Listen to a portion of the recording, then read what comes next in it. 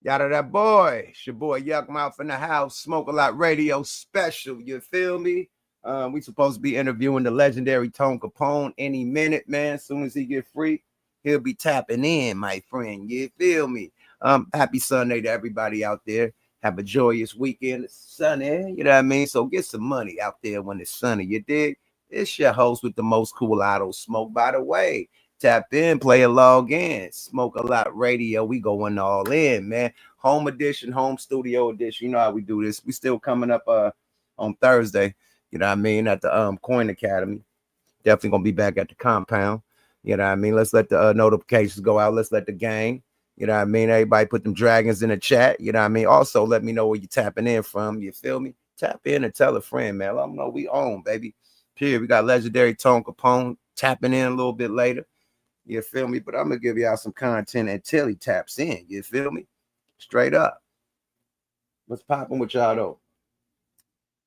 Let's get proceedings with the proceedings. You dig? This evening, you know, I just came back from having a wondrous weekend. You know what I mean? Out there in the D. You see, I'm representing Detroit right now. You feel me? They hooked me up. Shout out to the plug, man. Shout out to my homie Willie J. Peso.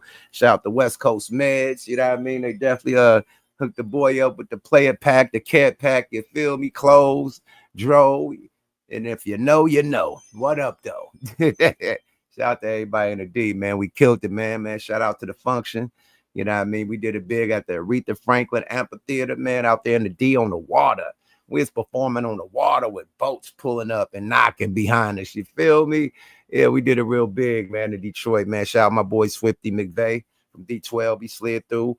Shout out to the lineup, though. Shout out Scarface, you know what I mean? Shout out Too Short. You know, shout out Spice One. Shout out the Dog Pound. You know what I mean? We did our thing out there in the D. You feel me? And it was live instrumentation. Short and Face whole set is live band. That hit different. That live band hit totally different, man. Let my dog out the studio right quick. Hold up, big swell up. Jake, you out of here? All right, buddy. Bye. Yeah, that live band is a monster, man. They killed it with the live band. You know what I mean? That's why it's called the function, because it's a live band. You know, with DJ Quick, Face and Short. They do it together, man. So big salute to the function, man. You know what I mean? I was glad to be a part of it. The Loonies, man, we tore that thing down to 10-0. You feel me? And big shout out to Lily, man, Corrupts manager, for hooking it up, man. You know what I mean? Big shout out to Big Hev, too, man. You know what I mean? Always keeping us in the loop. You feel me? So, yeah, man, you got to be plugged in and stay plugged in. You feel me? That's why I'm wearing this, baby. You got to stay plugged in to be plugged in, my friend. You feel me? Where everybody tapping in from? Let me see what the tap in looking like, man. You know what I mean? Okay, for Boston. Okay. Shout out to Boston in this thing, man. KC, man. I see your boy. I just left KC. We is lit in KC. Shout out my homie Bomba.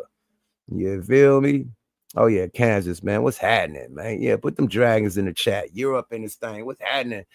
You know what I mean? The UK in this thing. I mean, Europe in this thing, man. Hey, the EU. The EU ski. Hold up, y'all.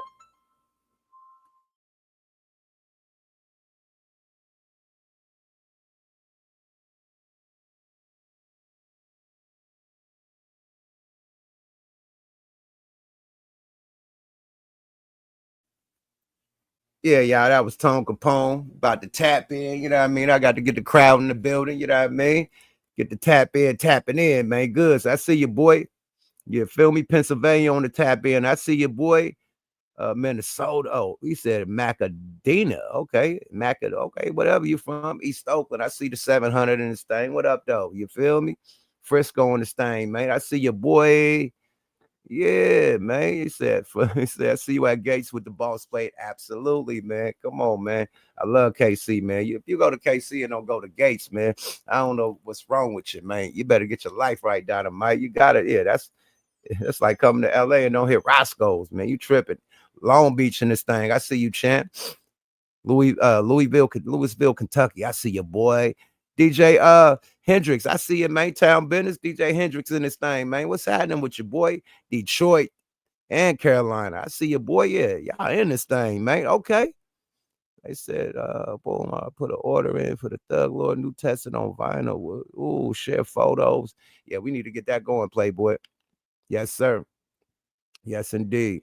But yeah, we're gonna get this interview going with the legendary Tone Capone, aka the producer. I got 5 on it, you know what I mean? One of the reasons why we got all these plaques on the wall, you feel me? It's long overdue, man. You know what I mean? Let's get my homie in here, you know what I mean, to tell his story, his side of you know, everything that he's done in life, man, because we ain't heard the Tone Capone story yet, man. You know what I mean? We need to get him in here and just give us the whole history, you feel me? And including, everything that's going on right now. And, the legendary stuff he done did, include, everything he did with us, the Loonies, man. So my homie in the building, man. Let's get Tone Capone, the legendary Tone Capone in this thing. Tone Capone, what's happening with you, Playboy? What's up with it? Oh man, another day above ground, man. You feel me? Deserves a crown. You dig? Man, for sure, for sure. Facts, man. How Yeah, you been? How you been, I'm Chef? good, man. I'm good, man. I'm, getting ready to get back cranking again, man. I just took a little break from it, but now I'm about to stir it back up, man. That's what's up. You know you're my favorite producer to work with, man. So I can't wait. I've been begging you to get back and doing your 1-2, man. So I can't Yeah. wait, man. And it's so easy right now, man. Everything. I know you don't fuck with all the new type of shit like the Logic and all that shit, but it's so easy with this shit. They got the sounds and shit programmed in and shit already. You don't need too much equipment. Well, you know what? You know what? It's a place for all that, man. You still got to know how to do it. You can have Right, logic and all that shit, but you still got to have some kind of groove, man, to make it right. right. Speaking of that, you being a producer, how you feel about that? Is Logic cool and all the little shortcuts they got for production, or you think that's like Um, stopping real live instrumentation and real people knowing how to really actually make beats? well, you know what? It's it's good and bad because it's good for creativity and it's good for people that are just starting. That it gets them excited to get involved in music. But at the same time, like when we started, we had to actually, it was different, man. We had to put everything on tape. It was a long process to actually make music. You really had to sit down there and sit with engineers and track out everything. And now you can just press a button and it's tracked. It goes straight to it turns MIDI directly into audio, like with the press of a button. So, but back then we used to have to tape and sit and wait for the whole thing to go through. Like we had Oh, to listen to the whole song, as many tracks as you had. That's how many times you had to sit and listen to the song, take tape it every time. so if the So song was 5 minutes, you had 40 tracks on that motherfucker because 48 is on the board. there you You had at go. least if you had at least you had to listen to that bitch 40 times to import every sound in that bitch. Times 5 minutes. And not including the vocals. That's just the tracks. Now you get to the vocals. Exactly. Oh my lord. Exactly. So Yeah, it's a it's a lot. little different, and I would tell people to maybe at least understand where it comes from, so they understand how what it took to actually create back then. It was a whole different ball game, man. So a lot of these producers now, they got it kind of easy. You know, they don't have to dig and look. We used to have to really dig and search and look through records, and like we didn't have all that, splice and all these different things where you could just go find a loop that somebody already made for you and you could use it. You had to make your own loops and create your own shit. So it was a little different back then, man. You had to actually dig and do. You had to be like a damn scientist, man, and do some research with the shit. Yeah, you had a library of albums, and niggas Oh don't know yeah, like carrying crates and shit and all that shit. Like niggas talking about the crates, man. That's how niggas got their sounds. You had to sample from records yeah, and shit to for get your sure. sounds. Like That I shit wasn't started as a programmed in a DJ. computer. I Okay. started as a DJ, so I was collecting. I spent money. I spent money on shit. Nowadays, you ain't even got to spend no money. You could just go to YouTube and listen to shit. Go to YouTube and take some shit. You know what I mean? Like that's how they do it now. But Oh yeah. but we did it differently. We had to go buy the record. We had to dig through records. No, to find it, to fucking buy it and try to Yeah. find it is hard. Shit, let Oh alone yeah, buy it, but try to for find sure. it. Yeah, that's Exactly. the old school shit from the 60s and the 70s and the 50s and shit like that. The Exactly. old school jazz samples and shit. You gotta hopefully you'll find it. And that should be on the little mini joints. Like what's the little small albums called? The little Oh, small little 45s. the 45s. They'd be on the 45 or something, nigga. Like that type of shit. So not only digging, you have to find that shit. That's why you say you got to be damn near a scientist, nigga, and a researcher, because it's hard to find these fucking albums. Period. Yeah, niggas was like archaeologists. Right, like nigga, like how motherfucking fucking what's the nigga name? Indiana Jones. It's just niggas got to Yeah, find man. the secret tomb and shit. We Like, was digging, man, for real. yeah, for real, bro. So let's take it back there then. Okay, let's start the beginning of Tone Capone. First of all, what was your first DJ name or what was your first industry Okay, name so before when I Tone first Capone? started, I went by DJ Smooth G. I could see DJ that. Smooth G. Yep. So I was Okay. DJing and you know, I And what just year was this? well, that was probably from, you know, right when I was maybe like the last couple years of high school, going, you know, right out of high school. So like it was like 82, 83, 84, right in that area. You know what Okay. I'm saying? So I Okay. really started taking DJing a little bit more serious. You know, one of my biggest first gigs was I DJ'd the record release party for Digital Underground Oh shit. at the Omni, right at the end where Telegraph uh and Shattuck meet, right by that Jack in the Box in Oakland, North Right. Oakland, right there. Right. Okay. So there used to be a club there. We used to have a club right in the hood Wow. In the called the north. Omni. Yeah, the Omni.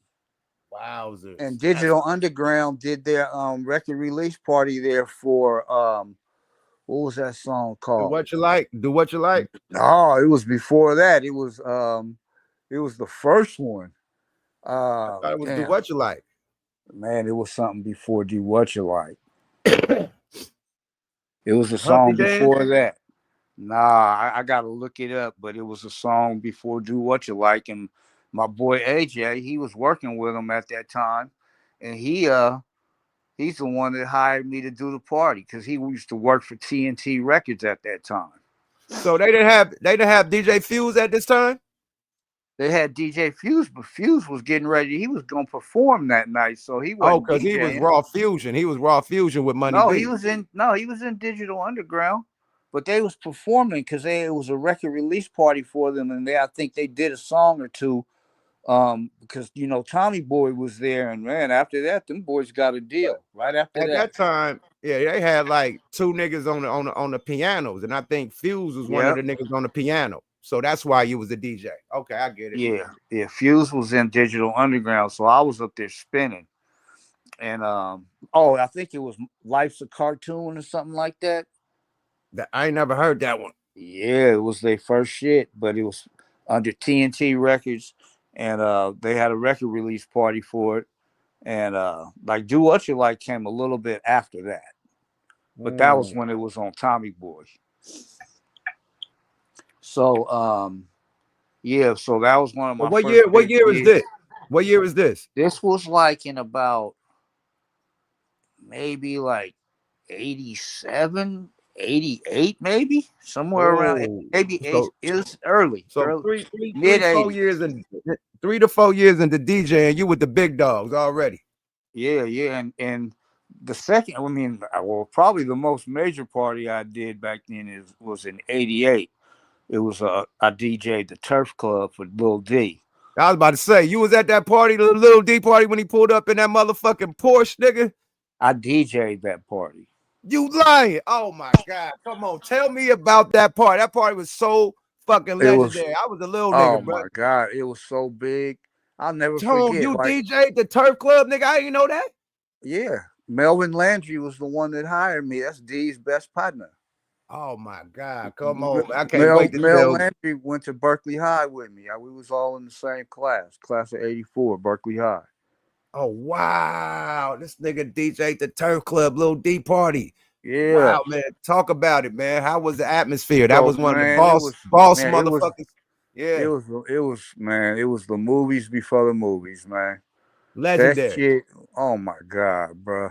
It was so many people up in there. It was the biggest party I've ever DJ'd. And I'll A lot never of forget bosses, a lot of Hammer came Rolexes, a lot of through. Rolex chains, Oh a my lot of nuggets goodness. and shit, a lot of rings and Bally sweatsuits. Niggas was fitted out. Just man, the town was so lit. It was everybody though. It was Berkeley, it was Richmond, East Oakland. Everybody was there. Hey, everybody came through there, man. Frisco was there Vallejo, definitely. Frisco, everybody came through there. Oh wow. Yep. What the That fuck, shit bro? was huge. I mean, it's not many people that get to rent out a racetrack to have a party.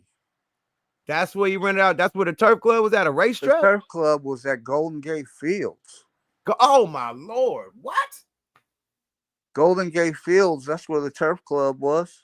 What the fuck? I was gonna ask where the Turf. It was in Frisco at Right Golden Gate there, Field. it's between the Berkeley Marina and the Albany Marina, right there. Oh yeah, right Right there. off the Okay. 80, right off Highway 80. Yep, off the Gilman exit. Oh wow. Yep, Damn. that's the Turf Club, man. Oh wow. It was the biggest shit going. What was the capacity? About 5,000 or something? 10,000? Oh man, yeah, it was huge, man. It was Oh, huge. what It the was fuck, huge. bro? The That's boy, legendary. MC Hammer he just started making his wave, right? And I remember him coming up to me. He was hyped. He was like, "Man, put this on, man. It'll get it going." Right? He gave me that Bustin' Records. It was a red vinyl, a red label vinyl, and I think it was "Let's Get It Started." He Oh gave my me two. God. He He gave he me two premiered Let's copies. Get It. Hold on. He premiered Let's Get It Started at the Turf Club at D Oh Party. man, for Oh my sure he lord. did. I remember him giving it to me, and I was like, I put it on. I put on the hammer. You feel me? Wow. Wow. And they got it cranking too, boy. Man, believe me or not, man, the hammer, man, his shit used to have shit going at parties, boy. I don't care Nah, what Hammer nobody was say. lit. Hammer That was nigga lit. was a that nigga was an entertainer for sure, boy. All he and people talk about who was the biggest out of the band. I don't got no question who was the biggest. It's Hammer. Hammer, bro. Hammer off the Yeah. top. He sold more than anybody. I say that off the rip. Hammer and Pac. But then you got to Oh yeah. tuck them away because them the two niggas that went diamond from the Bay. Now you go down Oh the yeah. list. You know what I mean? Now you got to make Too your list. short. Too Short, 40. You know what I mean? Keek. You know what I mean? Yeah. Dre. You know what But I see, mean? Jack. I remember Too Fab. Short in high school. I used to go to Castlemont, right? And Hold we would on, be nigga. I across. thought you went to Berkeley High. I went to Berkeley High, I went to Castlemont, I went to Oakland Tech and San Lorenzo, nigga. Oh, you sound like me, nigga. I went to Oakland Tech. I went to Oakland High. That's about it. Yeah, man. I got my I GED at lived Juvenile I Hall. lived niggas don't even know. I lived in North Oakland most of my life, but I lived on the east. I lived up 106th and Piermain. I lived on 97th and A Street. I lived, all over there, man. Oh, I used nigga, to, Tone. Yeah, oh Tone is from the man, town. Where you born in? The town of Berkeley. I was born in Berkeley at Herrick Okay. Hospital Off on top. the Whiteway. Yep. Off top, man. You still a fucking town legend, man, to me, man. Period. Berkeley, Man, I, they gotta share you with us, man. No Frank Ocean, man, no Diddy Bop, but Tone is ours too, nigga. You part of the town, nigga, for man, sure. come on, man. Nigga, I you spent a you lot. All DJ'd my at all Blue. You DJ'd at the Turf Club, nigga. That's legendary. I shut shit down man, right there. Stop it. man. Stop. Straight up. I thank Melvin for hiring me. That was a great experience. I ain't going. I Damn. remember I had these big ass speakers, had two 18s in them, in each sub. Oh my god, my shit was pounding. So you bought your own sound system too? Yeah, hell yeah. Tone, you a Yeah, I big had AF. hella shit I had to bring. I had to get a truck to bring it, man. I had it was like 4 speakers, but they was some monster speakers, boy, and it had that shit pounded. I'll never forget all that shit I was playing back then. The 3 times dope and all that shit was out back then, man. Steady B, all that shit, niggas, all the D You boys know, wanted to hear. you know who had knock? Who? KRS-One. Any Oh KRS-One nigga yeah. you played was dumbass knocking, nigga. I Oh mean, he my had god, that my dumbass 808. philosophy, that my Oh my philosophy shit. Oh my goodness. man, what was that one that had boom, boom, boom, boom, boom? Come to teacher. That shit go boom, boom, boom. Oh, he That had was probably slaps. it might have been on that album too. It might have been on the My Philosophy album. It was. But It yeah, is on that album. That yeah, motherfucker, boy. Yeah, he yeah. was knocking, boy. KRS had some 808 like a motherfucker in his songs, my nigga. Oh For yeah, real. yeah. For real. Jack of Spades, that was his hit at the time. Mhm. That shit was banging. And then I know you was banging Too Short in that motherfucker too. Oh hell yeah, man. Girl, all that shit. I had all them silver vinyls Dean Hodges had put out. Like, you know what I'm saying? Dean Hodges was one of my partners back then. And he was Wowzers. the Hold one that on. had the what was it called? The label he had called something girls, 75 girls. 75 girls, yep. Yep, that was all his shit was on that back then. He might have had back then, he might have had that one. Freaky Tales. What was that on? That was on 75 girls too. So To you in hear the that. matrix. What you say? That one where you use the average white band. Dun, dun, dun, dun, dun, dun, dun, dun. Oh my lord. But that Oh shit yeah. used to bang so hard, boy. His shit, boy. I just did a show with this nigga this weekend. I just came from the Yeah, function with Face and Short. They doing this shit live band right now. They killing that shit. But I just performed with yeah. them in I Detroit this talked to weekend. Face this morning. Yep. Yeah, him and Warren Lee. I was out there with him, Warren Lee, his son. You know, Face son. I gave him Oh yeah, the Chris. transfer, the transplant. Oh yeah. Yeah, Oh yeah, man, Chris. I saluted that nigga. I tell them, thank you, my nigga. Thank you, thank you, thank you, bro. Yeah, that Period, was a my nigga. beautiful Like, you a thing, man. brave man for real. Yeah, so Yeah. yeah, we was getting down. We told motherfucking Detroit up. We was performing on the water, nigga, at the Aretha Franklin amphitheater, man. Oh, let's Everybody go. came out. That bitch was this shit was lit. We bought the city out, man. But yeah, man, I it's bet. always good to see the old alumni and shit. But back to you, man, because you the real alumni, my nigga. My nigga. Okay. So look, after the Turf Club, right? You're DJing and Yeah. shit. What's your next big DJ groove, or when did you get into producing, or All when did right, you? Because I heard you there was told me something. Go ahead, do your so story, because so I'll here let you was the tell your own thing. story. So there was a thing that happened. There was like back in like '87. I had met this dude. I was working at a Whole Earth Access, man, and I was working in the shoe department, right? And I met this dude named Paul, and Paul, I guess he was working in this group with One Drop Scott. Right. So him and One Drop, I guess they had uh did a song called Surf or Die, and they got a deal with Profile Records. Oh, One Drop Scott. Yeah, it was One Drop. Yeah, One Drop Scott and Paul. That was really the original Surf MCs. So Oh what they wow. needed to, Scott was in another group called the Freaky Executives. So he couldn't really do nothing in the Surf MCs. So they put together a group to perform as the Surf MCs. So I got one of my partners from Berkeley, my boy Ivan, and then I think we had this dude that was a rock guitar player named Phil.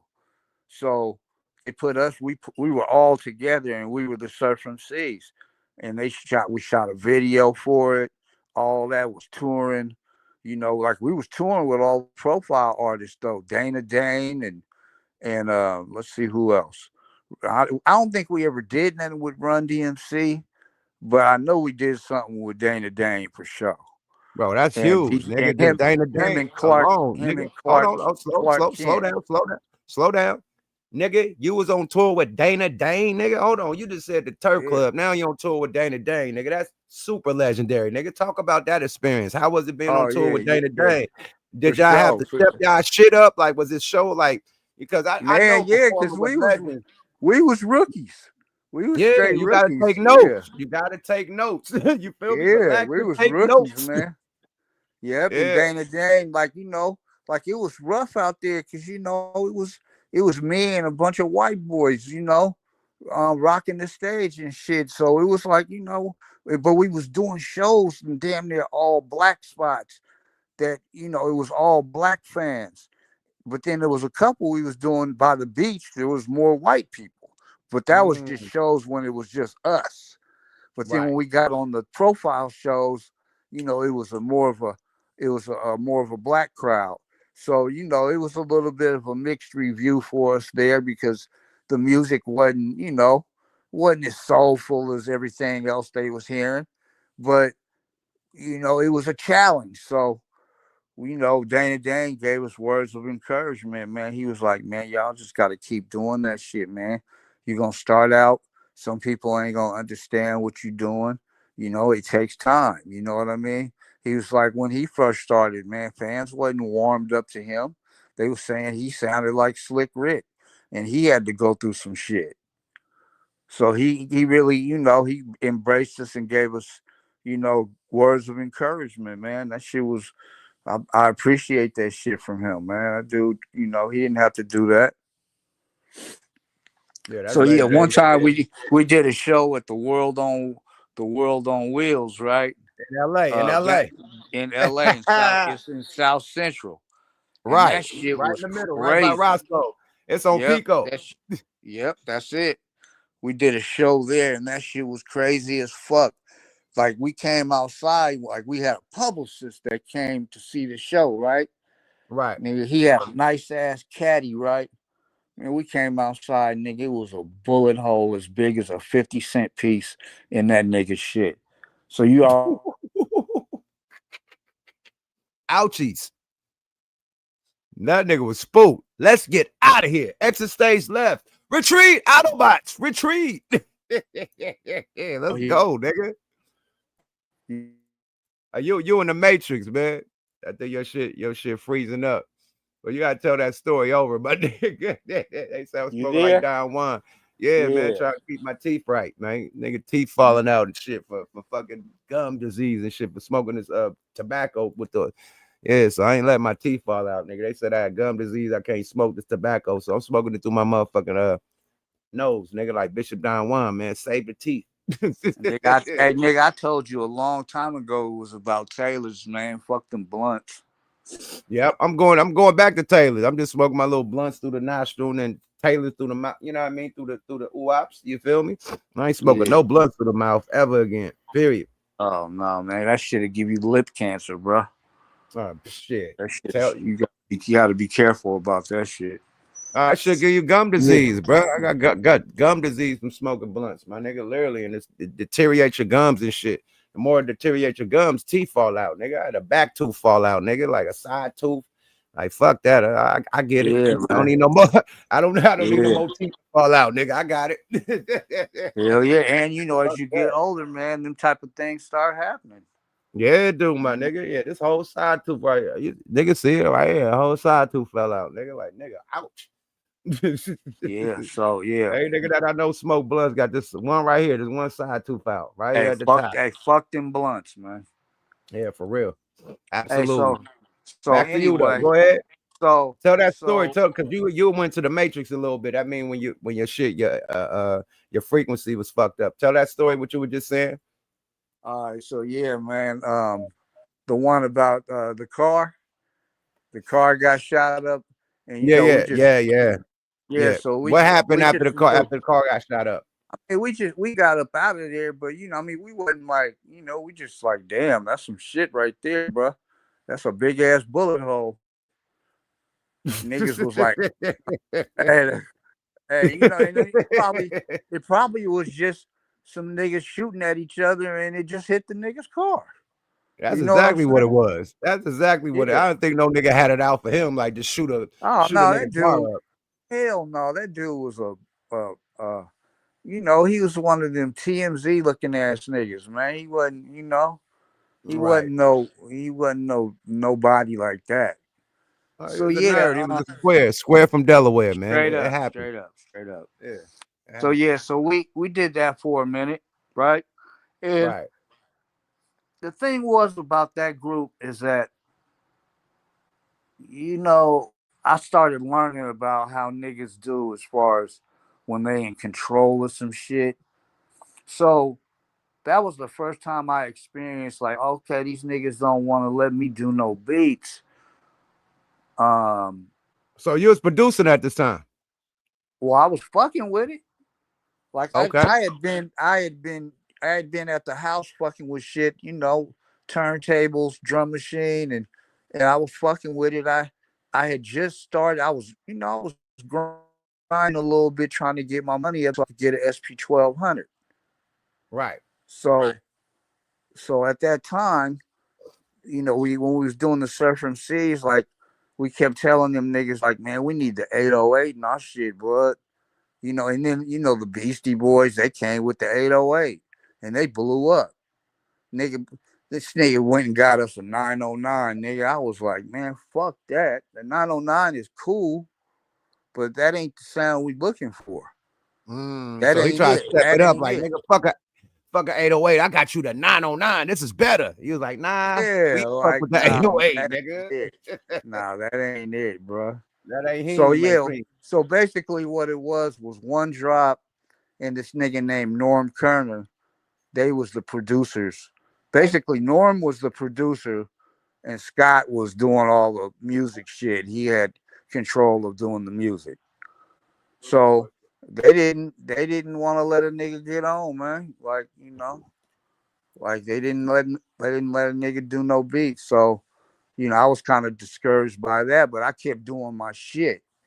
And then like around that time, like I started fucking with Money B's dad, Bobby Beats, and he started managing me.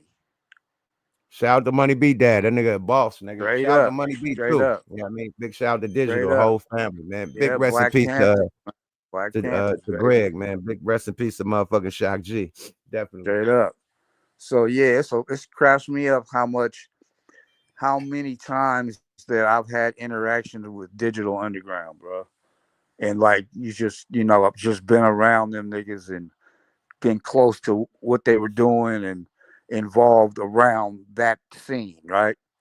So, like, Mhm. here's another thing that ended up happening. So, between the time when I really started getting into it, I think I had just got the SP 1200, right? And Right. as soon as I got the SP 1200, some nigga snitched on me. So I had to stop grinding for a minute. I had to chill out. So, but what that did do is it made me now I'm at home. I'm going to work, but now I'm coming home and I'm working on beats. And all I'm Slaps. doing is fucking with the SP 1200. So no more Learning that boy. grinding. Yeah, I'm learning it. Yep. So So hold on. Nobody taught yeah, you how to use it. You learned how to work it yourself? yeah, straight up. Yeah. Oh wow. Most motherfuckers have a nigga that a producer that like give them they Nah, board they had and like here how you work it, give them the sounds. Here's the little floppy disk. Cause back then it was floppy disk, right? That you had to pump in, yep. right? Straight up. Straight up. Yep. Yep. So So I you'll started load up your own floppies with your own sounds and do your 1-2. all that. Well, I started sampling and started making my own floppies. That's what I said. Make your own floppy, Yeah. right? Yep. I started making my own little drum kits and all that shit. And like you know, when y'all met me, I was still fucking with the SP. Right. So Facts. That's why that shit slap how it do. You feel me? yeah, so Bobby started managing me, and then he had me what did he have? He had me DJ at Defirmary Park, and we did a show at Defirmary Park. Also, I had this rapper named uh Jason, and Jason had his shit was kind of militant, so Bob liked his shit, and we performed for Geronimo Pratt's homecoming when he got out of jail. Oh wow, what the man? Yep. You talking legendary shit, man. You performed at Geronimo Pratt's homecoming, bro. Yeah, Defirmary Park in West Oakland. Yeah, straight God up. damn, man, legendary. See, that's why we need your story out here, Tone, man. People want to see your face. They're like, why we can't see Tone, man? He probably in the car making moves and shit, wiggling, doing life. Life be life, man. We lucky he even doing this interview. You don't get Tone Capone interviews. You feel me? So we Yeah, appreciate your straight time, my up. brother. I know you're a busy man, man. So tap in however you could tap in. But the fans, they like, oh, we can't see his face. Hey, next time, Genuine, when Don't he come to worry. the studio live and Don't direct. worry. You feel me? Don't worry. Give me a month or so, and I'll be back fully in effect. You feel Um. me? Beats and everything. They slap a bellies, Yep. everything. You feel me? Yep. Straight up. Straight up. So yeah, so we did that, man. We worked on that for a minute, and you know, uh, so at that time, I'm just kind of like trying to find rappers to fuck with me, right? And Right. then I ended up meeting Father Dom and JH. Oh, Father So I Don, my started nigga. fucking. So I started fucking with them, Doing and they then beats. TMD, Production. and TMD. I met TMD. So these are the niggas I start fucking with. TCAP Productions, all these niggas, Dangerous Dame, Yeah. all them niggas. Yep. So So that's you were what doing world I production was for in at Dangerous that time. Dame and all them niggas? Yeah. What you do for Dangerous Dame? I didn't do nothing for Dame. He was just in TCAP, but I knew him from back then. Like, cause Okay, okay. he was a top dog on the roster. He had that I call your name. He Y'all was call your name, right? yeah, like one of the first niggas I think that had a deal. I Yeah, think he was and went platinum, I think, in the Bay. The first nigga, he I mean, was far as on besides Hammer, you feel me? yeah, he was on Atlantic Records. I want to say that's what label he was on. But Yeah. so I'm working with Father Dom, JH, Oh, TMD. somebody said Father Don was the first Larry June. You absolutely right. Keep it going though. My bad. Yep.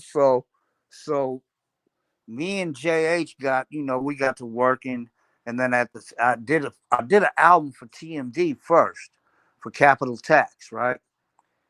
Oh, So Capital Tax was legendary too. Super yeah, legendary. so basically this is what happened. We started shopping shit.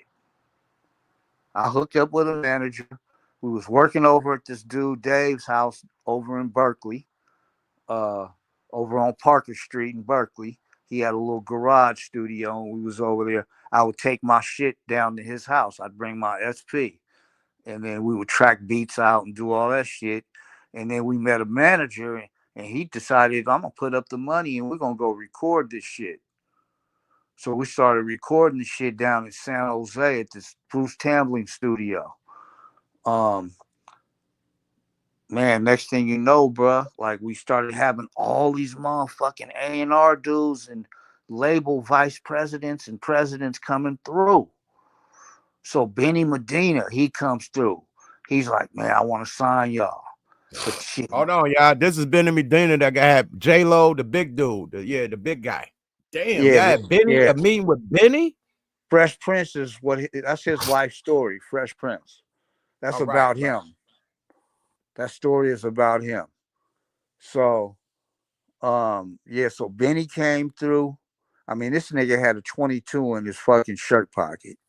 He was, he was coming to Oakland. He knew, like, He knew he what already, time it was. yeah, he knew what was up. So, City of Dope. You gotta so be careful. exactly. So he left. Like, he told us he wanted to sign us, and we thought we about to get a deal on cold chilling or some shit. You know what I'm saying? Right. And the nigga leaves, and we never see him again.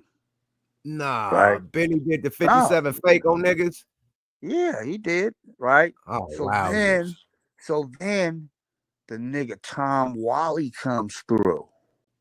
Oh, wow. You talking legendary names, bro. Tom Wiley slid through. Nigga Tom Wally came through right after he signed Guess Who? Wowzers. Damn. Tupacalypse. So after he signed Tupac, he came to holler at y'all. He came over to our studio and then he was talking to us about a deal, but that didn't go through. That didn't go through. So it was plenty of people we hollered at.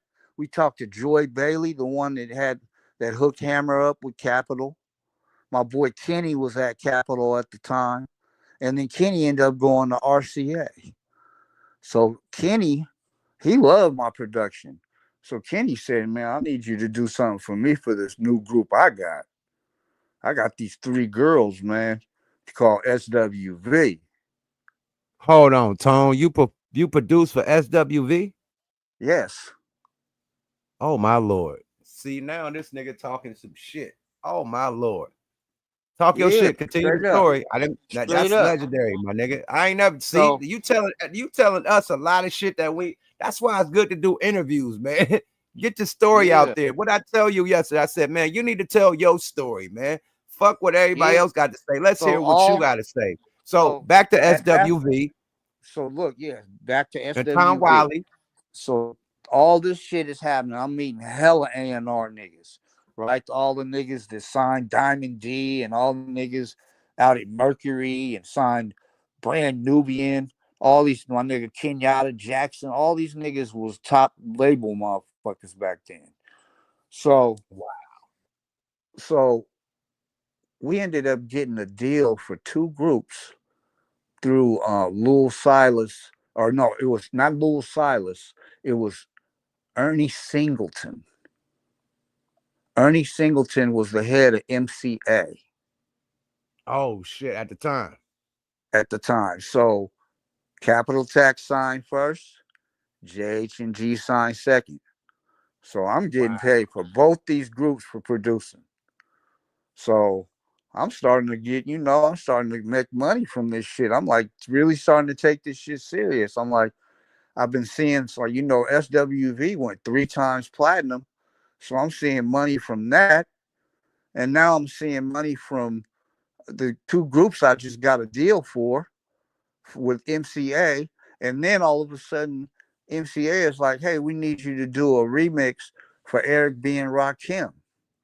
Oh my God. Hold on, man. God damn. Hold on. You did some shit for the God MC? Casualties of War. Matter of fact, No. it might not even have been Eric B. It might have just been Rakim. Yeah, that's what I said. The God MC.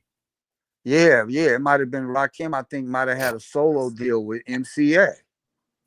Hold on, man. You said the God of War? Yes, no, it's called Casualties of War. Casualties of War. I got it. Hold on, man. We got it. Yep. Tone Capone. It's called the DJG remix.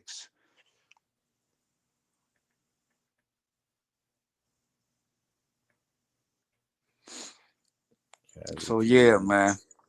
So I'm getting work. I'm making money. Yep. Eric B. and You know. Rakim. Hold Yep. on. I'm gonna take a little mob listen. Hold up. Talk your shit though.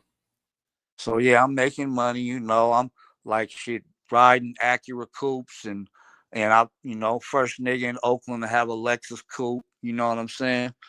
Like this was like in '93. The coupe came out in '92. The one all the D boys started buying later. Niggas starting to make money. I'm like, man, this shit is some serious shit right here.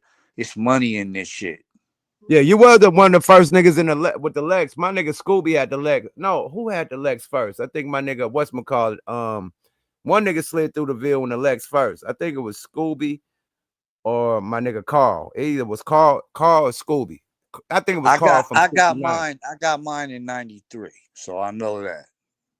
I think Carl came through and yeah, he came through It like around came. that It time. came out. It came out in He '92. had, he had the coupe. He didn't have the GS. He had the Yeah, I had the SC. coupe. I had the money The green SC. coupe. Yep, The SC SC. 400. Uh-huh. Yep, and Yeah, I you had was seen the it. first though that I seen with it besides my nigga in the Ville. 2 niggas in the Ville had one. But besides my niggas in the Ville, it was only you. That's the 3 niggas I seen with a Lex when they first came out. Literally. Yep. So Because I'm you had the really seeing. Lex when we were going to the So studio. We started going to the studio with you in 93. So that's right. That's right. So the first time I met you guys, see, people don't realize I met you guys separately. Because I met you as JJ. You wasn't even Yuck yet. I met When you you as meet JJ? JJ. I met you as JJ because this broad brought you through. Her name was. It started with a K. Oh, you talking about the bitch from the Berkeley chick? Yep, her name started with a K, like not Kenyatta, but it was What some the shit fuck her like. name, man? God damn. Yep, Ah, she shit. brought you through my crib by yourself first, and then TMD brought Numbskull by himself on a whole Wow. separate note. So I met you guys separate first before I met you guys as the Loonies, and then Chris got together with y'all and then put y'all together, and then that's how y'all. That's when the Looney era started.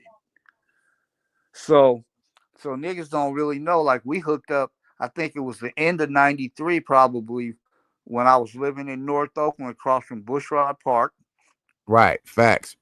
right? And then Chris came through, and I was over there working with Mike Marshall. Now, see, Nah, not when we did the 5 on the shit, we did it by itself. Then you put Mike Marshall on it without us even being there. right? But what I'm saying is, when we first did it, Mike was there. Mike came by, or Mike was there with me because we was working on his shit, and you guys came by, and Mike was just sitting in the cuts. Okay. Yeah, Oh, oh, so okay. that's when we got the idea to put him on there because he was right there, and then I already knew like his whole story. You know, I had known like his manager it did him wrong on his royalties, and it took him a minute to want to get back into music because he felt jaded, man. He was like, damn, these niggas fucked me out of some money. Like that nigga was supposed to get a grip of money, and his manager took it, man. So he wasn't, he went through some shit, man. Right, You right. know, So he wasn't even feeling the game at this time, and y'all got him yeah, back in it like like it fuck took, it, let's yeah. get it. I worked on So, him from about so look, how do like 1986. let's back it up. Let's back it up. How do you even know Mike Marshall? We went to high school together, Berkeley High? Berkeley High. Yeah, Well, come on, man, alumni. I knew it was Berkeley High alumni. yep, Berkeley High. He was in the class. He was in the class before me, like '85, or no, he was in '83, and I was in '84. Okay, so yeah, he came. He was a year. He graduated a year before you came. Yeah, yeah, exactly. Wowzers. So look, So, that's why. Go ahead. That's why I tell the story when I told the story because it's I don't know. This my wife had to bring me to the bring this to my attention, but I didn't know that a clip is going viral right now from Vlad TV. Is that what you oh called me yeah, about? oh yeah, Okay, yeah, yeah, bingo. yeah, So yeah, let's get to yeah. that, right? Let's get to that before we even line all this up. So it's a viral clip going around of an interview I did with Vlad TV 7 years ago. 7. Right, You see, I got dreads. Can you see the string? right, yeah, yeah, yeah, You yep, see, I yep, got long ass dreads. I had little yeah. tiny braids that barely touched the back of my head, barely touched my shoulder on that Right. interview. So I've been growing these dreads since 2019. So it was pre-dread era. So I tell, the story of the studio story. I tell the 5 on the story how me and we wrote the song at the trap on Yeah, 64th and y'all Bancroft. had that hook. Y'all walked Yeah, in with that hook. and walked in with the song already. At least the first verse. We wrote the 2 verses. Idea. You had the Yeah, idea. Yeah, you had and the and idea. and the first verse and the album that we wanted to do. So I tell them that okay, boom, we bought the album that we wanted to do. Why You Treat Me So Bad? We went and bought the album on the way to the studio. We bought it to Tone. Tone redid it better than Why You Treat did better than the better one. So we laid the song. You know what I mean? This is what I'm saying. We laid the song. I laid the hook and shit. Boom. We like okay, we got a hit. Boom. We did.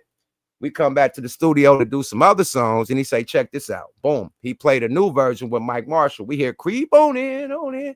Boom. We know who's that. He like, man, check it out. Boom. The hook come in. We like, oh my God. He like, yeah, that's Mike Marshall from, Timex Social Club. We like, oh, they got the connection. So boom.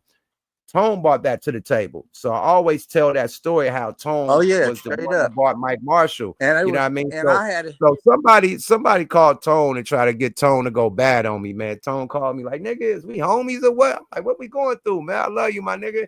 He like, man, nigga talking about, man, the interview. You said that, he'd have had the beat playing. Y'all bought the album. Like, somebody whoever said that didn't tell you about the rest of the interview. I hate when people try to get, people against each other. Like, that's Yeah, what man. happened. We did bring the album. That's always We gonna did, we happen. did bring the album, but nigga will instigate some shit like, oh, he trying to act like you can't produce. They didn't tell you after I said, yeah, we bought the album, but he made the beat better than the original beat. Why didn't it tell you that? Why didn't it tell you that? Yeah. Okay, he the one that barked Mike Marshall to the table. Like, we didn't even know. We come back, he got Mike Marshall singing this shit, and that's what took it out of here. They don't tell you that part of the story. They only tell you the part where we said we bought the album to the studio and we told you to do the song, which is true. It's no disrespect right there. It ain't like we said, oh, Well, see, the first thing was is that we was gonna sample it at first, and I put it on. I had a Newmark mixer that you could sample like a little 2-second clip. So I looped it, and I was like, damn, man, this shit too fast. And I was like listening to it, and I was like, I like the groove of it. And the thing was, I was like, man, shit got too much reverb in it. I ain't gonna be able to do what I really want to do to it. So that's when I got the idea. I had this little laptop. It was called a PowerBook back then. So I used my little laptop, and I think I was using Vision. Back then it was shit right before Pro Tools. It was called Vision, before Vision turned into Pro Tools. Talk your shit. And I programmed it on Vision, right? And then we had everything all set, and then we went and tracked it out at Pajamas. And then that's when you guys came and did your original vocals. Right. And then Mike Marshall did his shit. And then we ended up mixing it with Mike Denton at his studio. Michael Denton. Right. Back when his studio was still behind his mother's house. Facts. Before he moved to his new spot. Right. So yeah, that's how. And then that's how, like, I talked to Mike. He was like, man, that's how he really got cranked up after that. Like, his shit really started popping. Now look, can you let the fans know, because Mike Marshall been going a tirade on me about that hook. Who wrote that hook, Tone Capone? That was a Looney's hook. Who? And then when who wrote the hook and who said the hook? Who wrote the hook and said the hook? Me. You did it, but you couldn't sing worth of shit. So right. So I wasn't trying to sing it. I said it as a chant. But you got your point across, and that's all that mattered. Boom. I'm just saying that I made the hook. You could get what you was trying to do out of what you was doing. You could figure it out. And then what Mike Marshall did is we sat there and we kind of like, it was the melody. Mike Marshall just put it in key. Like, he put the hook he sang in key. He sung exactly what I said, but I was chanting it. Right, but he put it in key. Like, he put it in the right melody. The right melody. He sung it and brought the shit to life. Me saying it wouldn't hit like the nigga singing it at all. Yeah, he didn't write the hook. He didn't write the hook at all. Yeah, but the nigga online saying, yeah, I wrote the hook. I said, okay, if you made a Jay-Z, make another one. Like, why he did another five? No, I love Mike, man, but you can't take credit for the world. I'm telling the world that the Loonies came in with that hook. That was already done. Yuck came with the hook. None didn't write that. I came with that, bro. Yeah. Period. I'm saying None came with the idea to do the song, but I actually wrote the hook, my nigga. You gotta who was the hook master? Who wrote all the hooks? Me and my nigga Rig Up Hook. Yeah, so all of a sudden, none wrote the hook. Fuck out of here, bro. You know who did it. I already know. I know. Right. Who said the hook? I was me. There. It wasn't none. I was there. None didn't say the hook. I said the hook. Yeah, because it was my hook. Hey, so damn, Mike. Damn these hoes, it's so scandalous. All that shit, all the hooks. That's me, bro. So you know I'm the hook master. I mean, back in the day. Oh yeah.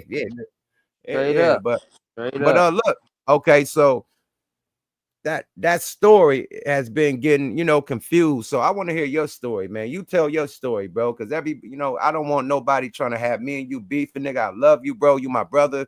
We done been through a lot of shit together from the Looney days to the Rap-A-Lot days, nigga. We done been through it, bro. and beyond. So I So love the shit out you. You one of my big bros, my nigga. So love you don't too, never bro. think that I got no problems with you. I'm hating on you. I always give you your absolute props, man. Bow down and always give you your props. I can never take credit for something My somebody else nigga. did. So listen. So we got this song in the bag now, right? That we got a few other songs, Scandalous Hoes. We got one of my favorites that nobody ever talks about is I Know the Deal. That was my shit. We had niggas doing dirt. And the reason why we had I like niggas niggas doing dirt, then rolling with this one and that one, pulling out gas for fun. We see, killed that and that motherfucker. and what Don, we did don, that for, don, don, we did don, that for don. people don't know we was making that song for this movie called Original Gangster. Facts, facts, facts. They chose something else for original gangsters. That was for Right. original gangsters. Yeah. You're But right. They that's what chose a that different I song. remember when that was the song that it was specifically for that. So Uh-huh. all right, so basically we got these songs in the bag. Now, Now, no, one no, no, day no. we Let them know what year is that. We made this in '93. 93.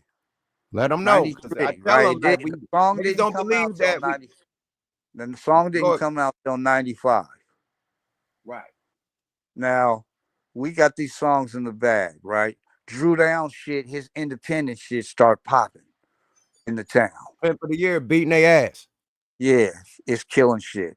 So one day we're all over at my spot and I had my homeboy AJ come through. Now, I knew that Cino did like Cino's all right dude to me. He was a hustler. He didn't know shit about the music business. I'm the nigga that was fucking with these A&Rs and fucking with this industry shit. And these managements and So all types of shit. right. So I didn't get to say so back when I was shopping Capital Tax and uh JH&G, my little friend Stacy introduced me to Eric Brooks. Eric Brooks was at Priority and he was working the NWA shit and the all that Easy E shit. Back then he worked for Priority, working for Ice Cube and all them niggas promotions. And he did so good, and even facing them was over there. Rap a Lot had their shit over at Priority. Priority. Facts. Everybody was fucking with Priority back then. So they so Eric Brooks had told me, he was like, man, I ain't in no position to sign nobody and none of that. But when I get my shit, man, I'm gonna hit you up, man. I'm gonna fuck with you. So this nigga ended up calling me like in 93 or 94 and was like, man, what you got going on over there? And I said, man, just right now I'm working on this shit with Drew Down and the Loonies. And, you know, all I can send you right now is some of their shit. So he said, well, send it to me. So I had AJ. Here's why I insert AJ into the middle of the shit. Because I'm like, nah, I'm not Chris. This ain't your world right here. This is a different world. I'm going to have AJ do this. So I had AJ send the Drew Down CD to Eric. Eric says, you know what? I like that shit, man, but who is them two young niggas on there? That's exactly what he said. He said, who is them two young niggas? And I said, oh, that's the Loonies. I said, we got some shit on them by themselves too. He's like, man, can you send me that? Bingo. Bingo We sent, flamingo. hey, we sent him 5 on it and a few other No, cuts. he didn't even have 5 on it. We played 5 on it at the meeting. You sent them our mixtape with the condom man, the niggas doing dirt. All you sent them all that. We didn't even send them 5 on it. No, but I had AJ send him 5 on it. Oh, you had him. Okay. He had 5 on it. Yeah, Okay, I my had bad. AJ send him 5 on it. And the Oh, nigga okay. was So he had juiced. 5 on it and our mixtape. Yeah, we're both. Yep. And he was like, I'm fucking with these dudes right here. I want to sign them. And Okay, so y'all was one of the to get signed a new tribe. Facts. And And I just interviewed Eric Brooks. He said the same shit you said, period. He knew you from back in the day. He said he worked at Priority, he had a relationship with you, and he told you, as soon as he get in position, he gonna holler at you. And he said as soon as he got in position, he called you. He's saying exactly what you said. Everybody in the chat, go look down the history of the content. You go see the Smoke a Lot Radio interview with Eric Brooks from New Tribe. This is who we talking about, Virgin Records, man. You know what I mean? He give you the whole history along with what Tone Capone is saying right now, man. Continue, my brother. So Eric wanted to sign the Loonies, man. And that's when that popped off. And then AJ started popping because of that. AJ, then all of a sudden, AJ was able to walk into Sony Relativity and get Drew a deal. Facts. So now all of a sudden, AJ, he got the handle. So now AJ gets a deal for fucking Mac Mall at Sony Relativity. Facts. So now then he get Richie Rich at Def Jam. But we did the 500 remix. Oh, remix before after that. After our album came out, then that's after before. That shit is the remix is popping, and then AJ walked Richie Rich in to Tina Davis, and bingo, Def Jam deal. Def Jam deal. Yeah, so salute to AJ, man. AJ was thank you for bringing him to the table, man, because he got us all deals, my nigga. And I always salute AJ. I said, man, our manager got not only us deals, but nigga, all the relevant niggas in the Bay at that time that didn't have deals got them deals too. Period. That's right. So that was all came from you. That all came from you. Salute to you, my nigga. Mike Marshall came from you. AJ came from you. Like, nigga, you are the nucleus that really made this shit happen. Little do niggas know. You feel me? We'll continue. And I talk about, and then they don't tell you, how I big you up on my Rap a Lot deal. They say, how you get signed to Rap a Lot? I say Tone Capone, Mike Dean, and Rico. There's in Jay Prince there, like, you need to sign Yuck Mouth. Am I lying? That's right. That's what happened. I say that on every motherfucking interview. I got Mike Dean's ear because I'm the one I told Mike to come help me with the Looney shit. Because he had me help him with Scarface. So in turn, I said, well, you come help me with the Loonies. Facts. That's niggas Killers on the payroll. All that shit like that, man. All that shit. Hustling is in my nature. All that shit. Man, come on, man. So yeah, Godzilla, City of Dope. You feel all me? that shit, bro. Oh, on my solo shit when I got the Rap a Lot. All that shit. Yeah, come on, man. That double production, man. So what made you link up? How did Mike Dean and you start doing production together? Like, all right, so here's what happened with that. Okay, so I had been working with Sieg. Sieg had just did some shit with 3 times, and so Sieg was like, Tone, I want you to do some shit for me. So Sieg, you talking about Seagram? You talking about Seagram for the Ville? Rest in peace to Seagram Miller. My OG, my nigga from the 9. Talk your shit. My bad. So I did a couple of songs with Sieg, and I had to go mix them in LA. So we went down to Enterprise to mix. That was my first time going to Enterprise. So we mixed the shit, and Mike Dean was like, man, your shit sound hella good, man. Your shit is clean. Like, I like how you recorded your shit. Your shit is dope, bruh. He's like, man, what you think about coming to work with me on some of the Scarface shit? Oh, wow. And that was when I was like, man, for sure, man. I definitely want to do that. I always invite faces shit. So this was a great opportunity for me. So I'm like, yeah, for sure. Let's do that. Right. And meanwhile, in between, Eric is like, also he's still checking for, well, what's happening? What's happening that's hot up there? And now we had the interview about this too, nigga. That nigga asked me who hot. I said, sign 3 times Crazy or Richie Rich. He said Rich. He tried to approach Rich. Rich was always going to Def Jam, so he got 3 times. So he could let you know that I suggested 3 times. I don't know if here's the thing. Of course, when he came to me, when he came to me, he said this. He said, Tone, who should I sign out of 3 times and the Delinquents. I told him 3 And times is rich. and 3 times with my group. I was working with them, so of course I said 3 times. Right, of course. No disrespect to delinquents. I love the Delinquents. V I love and G. nigga. Come on, G Them Stack is my and niggas. motherfucking be down. I wish he would have doubled back and gave them a deal. I wish I would have known that was on the table. I would have promoted for that. Like, hey, you gotta have the hottest niggas.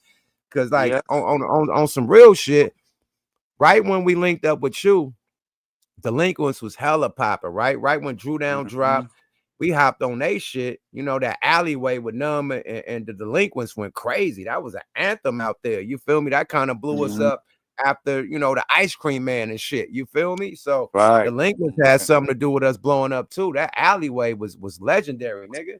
That Numb and G Stack and Vidal did. I wasn't on that song. That was just them. I was on another song, but nigga, that one, Alleyway, oh my lord. The anthem, nigga, that put that wave out there for the Loonies again. Hey, so they're part of our come up too.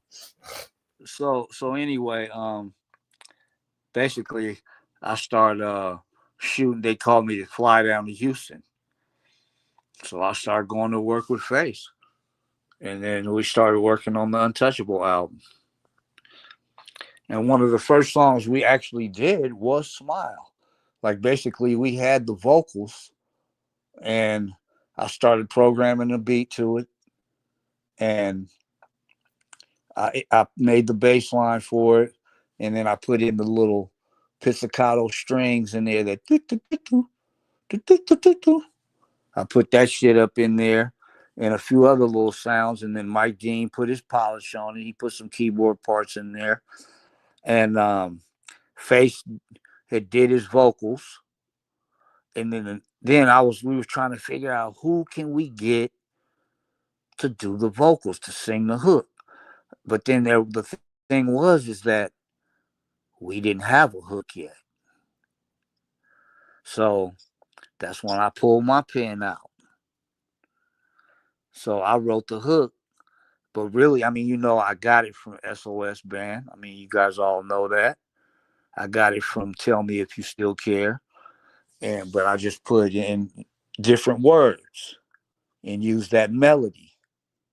So we were thinking that maybe since we was right next door to Stevie Wonder, we could get Stevie Wonder to do it. Oh yeah, so that Enterprise was many. Yeah, so we got Steve. What happened? Oh hell no, man. Tone, man, tap back in. Hold on, Stevie Wonder was gonna get on Smile, nigga. We gotta hear this story, man. Tone, tap back in. Hold on, man. Tap back in. Hit that link again, my friend. Oh, he getting to it, man. Hey, man, salute to the chat, man. Put them dragons in the goddamn chat. If y'all still rocking with us, man, we appreciate y'all, man. This is real hip-hop history with Tone Capone. He going back from... Hey, and if I play this right, I ain't gonna play no music, you know what I mean? Because I ain't playing no music on my shit. They blitzing niggas that play music review niggas is getting blitzed. Tone Capone tap right back in. Let's get my nigga back in this motherfucker. Yeah. Hold on, man. So the Enterprises have let's let the fans know what type of atmosphere the Enterprise was. It's one of the Enterprise premier. It had several rooms. It had several rooms. It had upstairs it was a Neve board. It was called a Neve Capricorn. And then downstairs they had about 3 or 4 rooms and they all had SSLs in them. So an A, B, and a C, I think. But tell them what type of people was in there. Michael Jackson recording in there. Nigga Puffy and them were DMX recording in there. Everybody's recording in this motherfucker, man. Fucking all the LA artists are recording in that bitch. And this is the prime spot for niggas record. Dr. Dre and them used to record in there. Everybody records in this motherfucker. You could walk down the hallway and get a feature. So that's why I said that Stevie Wonder is in the next studio. We trying to get Stevie on this motherfucker. That's what type of people was in that type of complex, the Enterprise. All the top artists from R&B to soul, you know what I mean, to rock and roll to rap. Everybody was in that motherfucker recording. Am I lying? Not at all, dog. The top dogs, the top dog. I said Michael Jackson was recording in that bitch. I was fucking with the System. They used to come through there.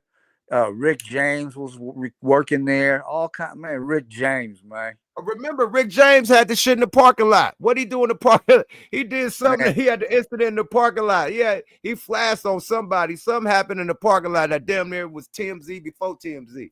What did Rick James do in the parking lot? He did I something. don't remember. I Yeah, he remember did some that wild shit in the Enterprise hey, parking lot. Nigga hit the news. I just Nigga, remember, hey, look, I just remember blowing big with him, man. You know what I'm saying? he was able to burn with Rick James. Hell yeah. Come on, Hell bro. yeah. Only at the Enterprise, bro. Yep. I smoked out with Daniel Lamel, you know that when they say blow Danny, Danny Right. Lamel is the horn player. And Oh he's the shit, you one burned with him I too? met him. Yeah, I met him first. And then he brought me in to meet Rick. Oh wow. Yep. Daniel Lamel. So yeah, man, we was working in there and Hold on, I, get back to Stevie Wonder. we got Stevie to come over and listen to it, right? Right. And man, I ain't gonna lie, Mike Dean got a videotape of Stevie Wonder in the studio with us, listening to Smile, blood. You could see him wiping his tears, blood, Wow. listening to it because you know it was like Pocket just passed, man. It was fresh, man. It was like a Right. wound, man. Right. Like And you yeah, gotta hearing tell them that. how y'all got that Pac verse, because Pac was he in the Enterprise when he did that freestyle?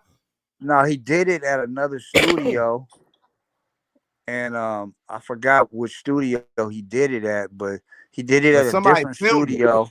Yeah, somebody filmed it. Yeah, yeah. Oh yeah, that's the one you talking about for Still For Ballin', the Smile. one you yeah. No, for Smile. They got the verse from Smile on Well there, right? Oh, no, he wasn't on Smile. He Smile was on actually another song. there was a different version of Smile.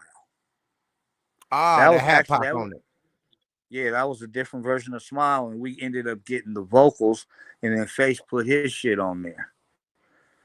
Yeah, because they So got the so beat yeah, cut out and it Stevie. goes straight to what Pac was saying at the end, and then it come back. Yeah, it's a different version of it. You're right. You're right. Yep. That So, but video it was was a amazing different too.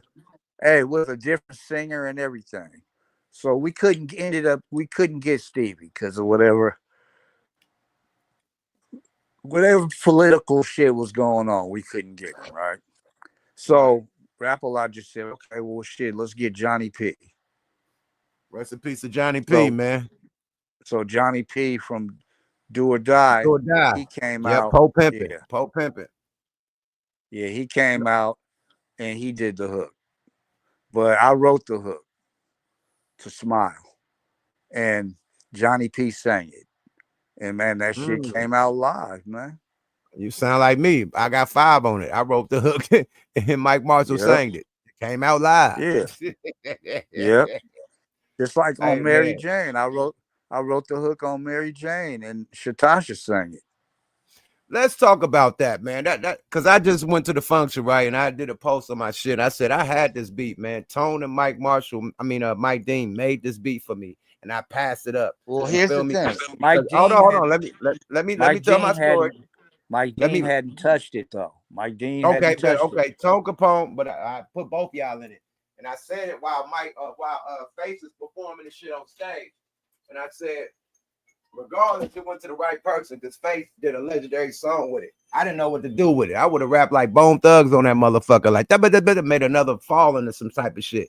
It Right. went to the right person, and it's legendary, man. Period. Y'all did that motherfucker. Period. That you know what I mean? I didn't know what to do with Okay. it. Period. It was too Well, slow. see, You know, here's I the was thing rapping though. fire. Thing when we was in And the one more thing, I had a problem with rapping like niggas. I never wanted to rap like Do or Die, or rap like Bone right. Thugs, and that was No, how I that was wasn't gonna. your That's style. how I was gonna rap with it because it's slow. I'm like, I'm gonna have to do the Bone Thug shit. I don't want to do that, so that's why I passed up too. You know what I mean? So my Yeah, mistake, straight but up. it ain't my mistake. It like Face that, but man, Face What killed that happened motherfucker. happened. Yep, exactly. Yep, it's legendary, man. It went to the right person, and it's a legendary song. Talk about the creation of Mary, man. Without me in it, with me passing All up right. the beat. All right. So here's what happened. So I had 3 times in the studio. I had Yuck. It was Yuck studio session. It was a Looney studio session upstairs on the Capricorn. So I got the equipment. I'm up there creating beats for Yuck. So I made that beat. And Yuck said he didn't really, like he didn't really know what he was gonna do to it. So It what I was for the did is Looney. I went downstairs. I brought Face upstairs. I let Face hear what I had. And I had basically the drum beat, the bass line, the clavinet part, and then I had the strings, the with the melody. Right. So um Face comes up and he starts rapping MC Shan's beat, Project Ho. And he's like, I want to redo this beat, Project Ho, to this. And I was like, nah, man, this sounds like some weed shit, bro. This ain't it. And I started singing and humming melodies, and then I came up with Mary, Mary, Mary, Mary, Mary. Just like that. I came up with it just like that. And You it's made the Shatasha. motherfucking hook for Mary. Come on, bro. Yep. Why So you I made didn't give me the hook with the shit with the hook on it?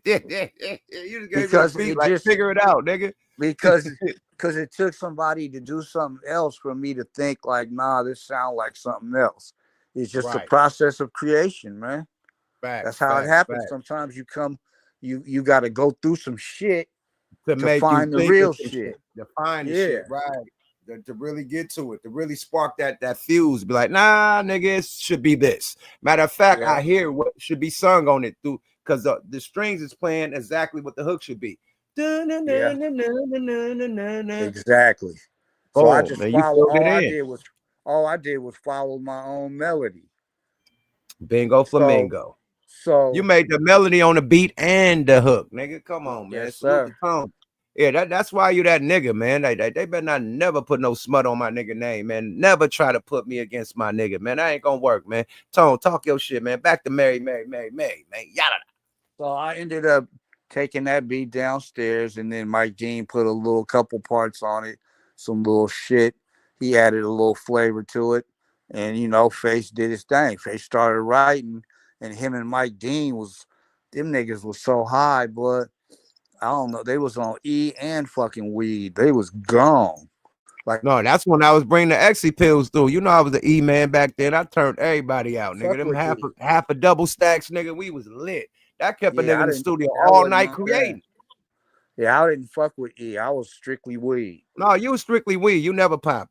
I could vouch for Yep. that. You never thizzed in life. I never seen you participate in that. Nah. So yeah, so that's how that ended up happening. And they wrote, Face wrote his part, and fucking we had Shatasha come in and sing the hook, and that was the rap right there. That I mean, shit it's came out Natasha, and live. that's from ain't she from Thuggish Rugged's Bone? Yep, Bone she's the Thugs? girl. Yep, that's right. Yeah, it's Tasha. Yep. Tasha. She also sang. She also sang on a song that you did called "Sad Millionaire." That millionaire. You're right. You're She was right. on there. Million. She was on there before Brownstone. Before Brownstone. You're right. You're right. Then Brownstone got on that bitch. You're right. Yep. You Her voice is absolutely still in right. there. She's still on there. Damn. She's still singing that On part. ad libs. Whoa, whoa, Whoa, whoa. whoa, whoa, whoa, Yep. whoa, whoa. Hey, yeah. That's her in the background the That's whole some time. shit from James Brown. Yep. Wow. Tone, Yep. nigga. Yep. Explain. So It's so explain. basically, Go ahead. Go ahead. Continue. My so bad. basically, so we going back and forth. I'm working on Looney songs, working on Face songs. We just we studio hopping back and forth. We all in the same lab. We all in the enterprise, and they in Yeah, that room, and we in this room. And they like yeah, when Face is writing to their beat, they come to our studio produce the beat. And then when we write, they go to Face shit and produce the beat. So it's clockwork. You know what I mean? Straight clockwork yeah. going. So like handcuff your hoes. That was another one of my beat ideas because I used to love that song by Slick Rick. And then you came with the ill hook. And then what's the other one? Girl. No, It, no. Mike Marshall wrote that. I'm fucking with you. Go hey, ahead. Go ahead. Go girl. ahead. Oh Hey, my God, with girl. Crooked Eye, with Crooked Eye. Oh my Lord. Yeah. Another one of my favorites. You know, I was a big No, Marley you Marl came up fan. with that. No, you came up with the whole idea for that. Oh Period. yeah, straight up, That was straight your up. whole shit. You were like, bro, we need to do girl. We need to talk about woo woo, but girl is a And drug. Woo I woo woo. You purposely, broke the whole shit down, and we wrote about exactly what you said. I purposely made that song the same tempo as Five on it too. Oh wow. We gotta start performing that. Niggas like, yeah, I gotta bring girl out. We got slappers. I'm tripping. So I'm like, Yep. cause I be performing and shit. We be having 15 Yep. minutes, but I gotta slide one of them legendary boys in there right quick and get it off. You feel me? I had, hey, look, I had Chris John come sing some shit on 20 Blunts a Day with the Two Right. Live Chris Crew. Stone, that was signed to Rockefeller. Yep. Yep. Yes, sir. And they They from the came Bay. through. Ain't they from where they from? Berkeley? Yep. Straight up. Come Yep. on. So alumni, you went to school with them too? No, they're younger than me, but Alan did go to I think Alan went to Berkeley High though, but he's younger than me. And then Okay. Kenny, I'm not sure what school Kenny went to, but you know, he's from Berkeley. But Kenny used to be in that group, the Wild Boys. No I way. The don't know if you Wild Boys, you remember them. lying. Kenny Yeah. was in the dude from Christian was in the Wild Boys, man. Rapping. Rapping, yes. That nigga's a What the lyrical genius. You need to link up with him. He in LA. That nigga be writing some shit. man, I need some dope ass He in hooks, man. LA right now with them sick hooks. I need the dope ass hooks, man. Why don't you get in your producer bag and present a hook with him and your Hey, production? niggas don't even know how Pharrell came up with that style. I was about to say, man. Dude, man, come on, man. How you feel about that? Because I swear to God, Pharrell remind me of Well, let your me shit. tell you what happened. Pharrell was just demoing the song for Jay-Z for I Just Want to Love You. I'm a hustle, Right, baby. right, I just want you to that song. He was right, doing it so that Chris John could sing it because he was singing it right, like them. right. And then Jay-Z just was like, shit, I'm gonna keep it this way. Like that, I Mm, like it like this. He just said, I'm gonna leave good enough alone. Like it sound good enough right here. And then Pharrell ran with that style. wow. Took the whole Christian I'm gonna tell style. you some. You want me to tell you some other ill shit? Just a small note in history. Come All on, right. talk So your shit, Tone. remember the dude I told you about I worked with who had the studio in Berkeley? Dave. His name was Dave, right? Right, the And he studio on the was back. his name was Dave Goldstein, my boy, Right. right? We called him.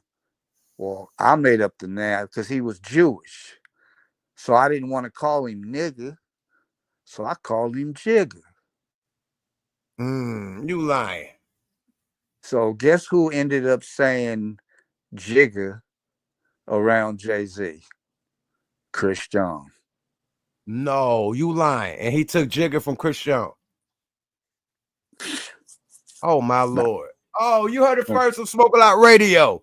Jigger came from my nigga Tone Capone calling a small hat instead of a nigga called him a jigger.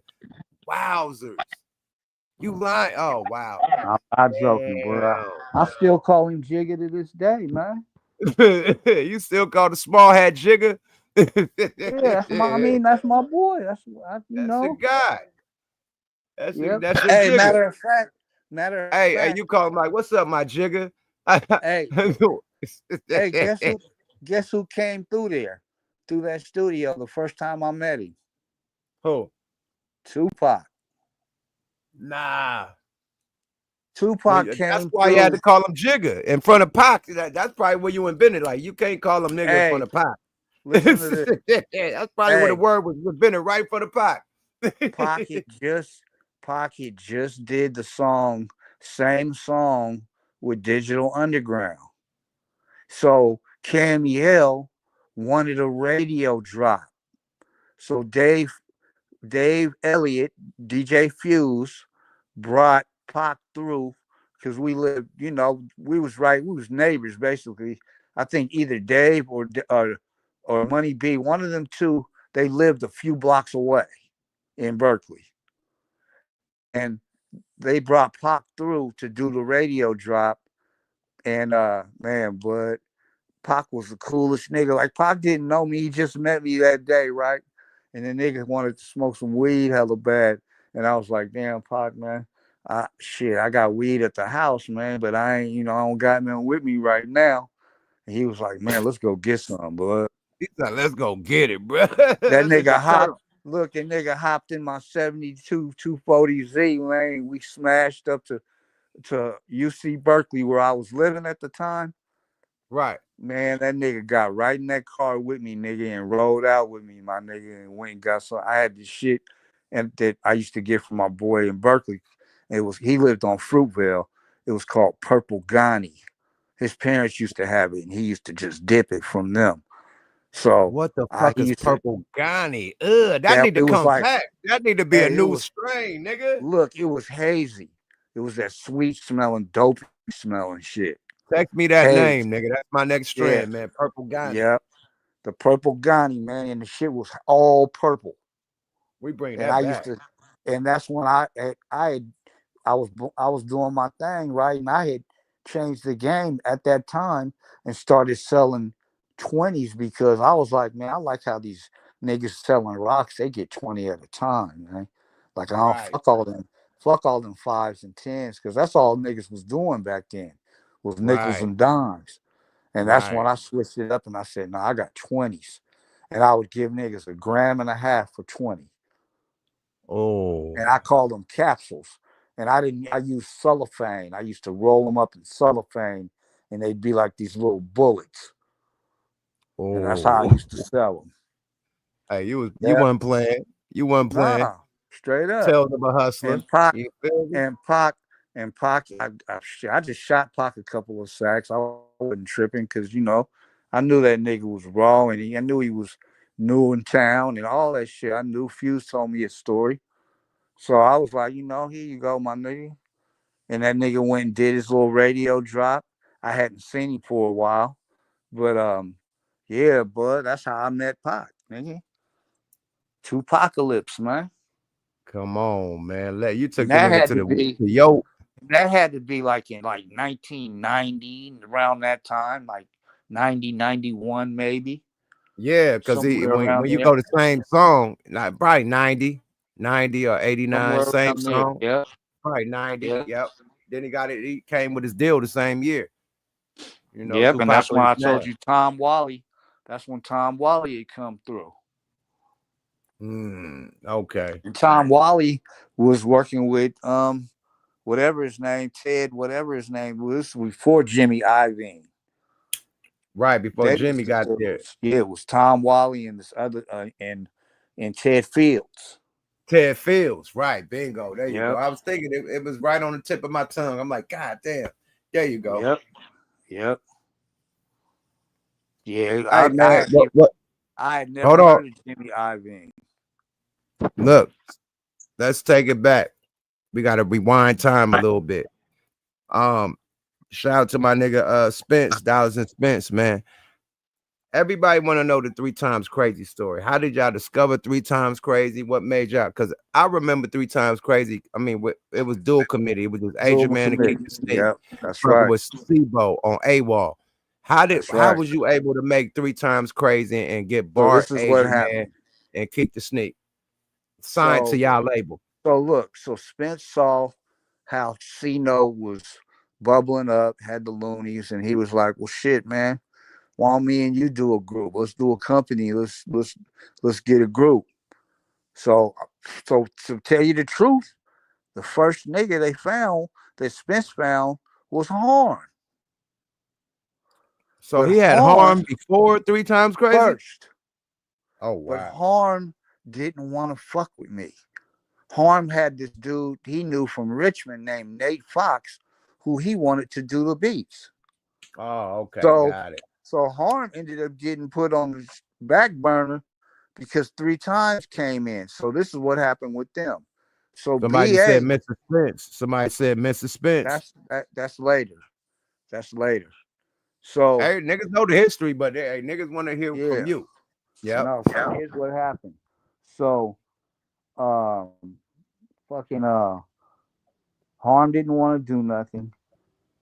We BA came through with this dude named Dino.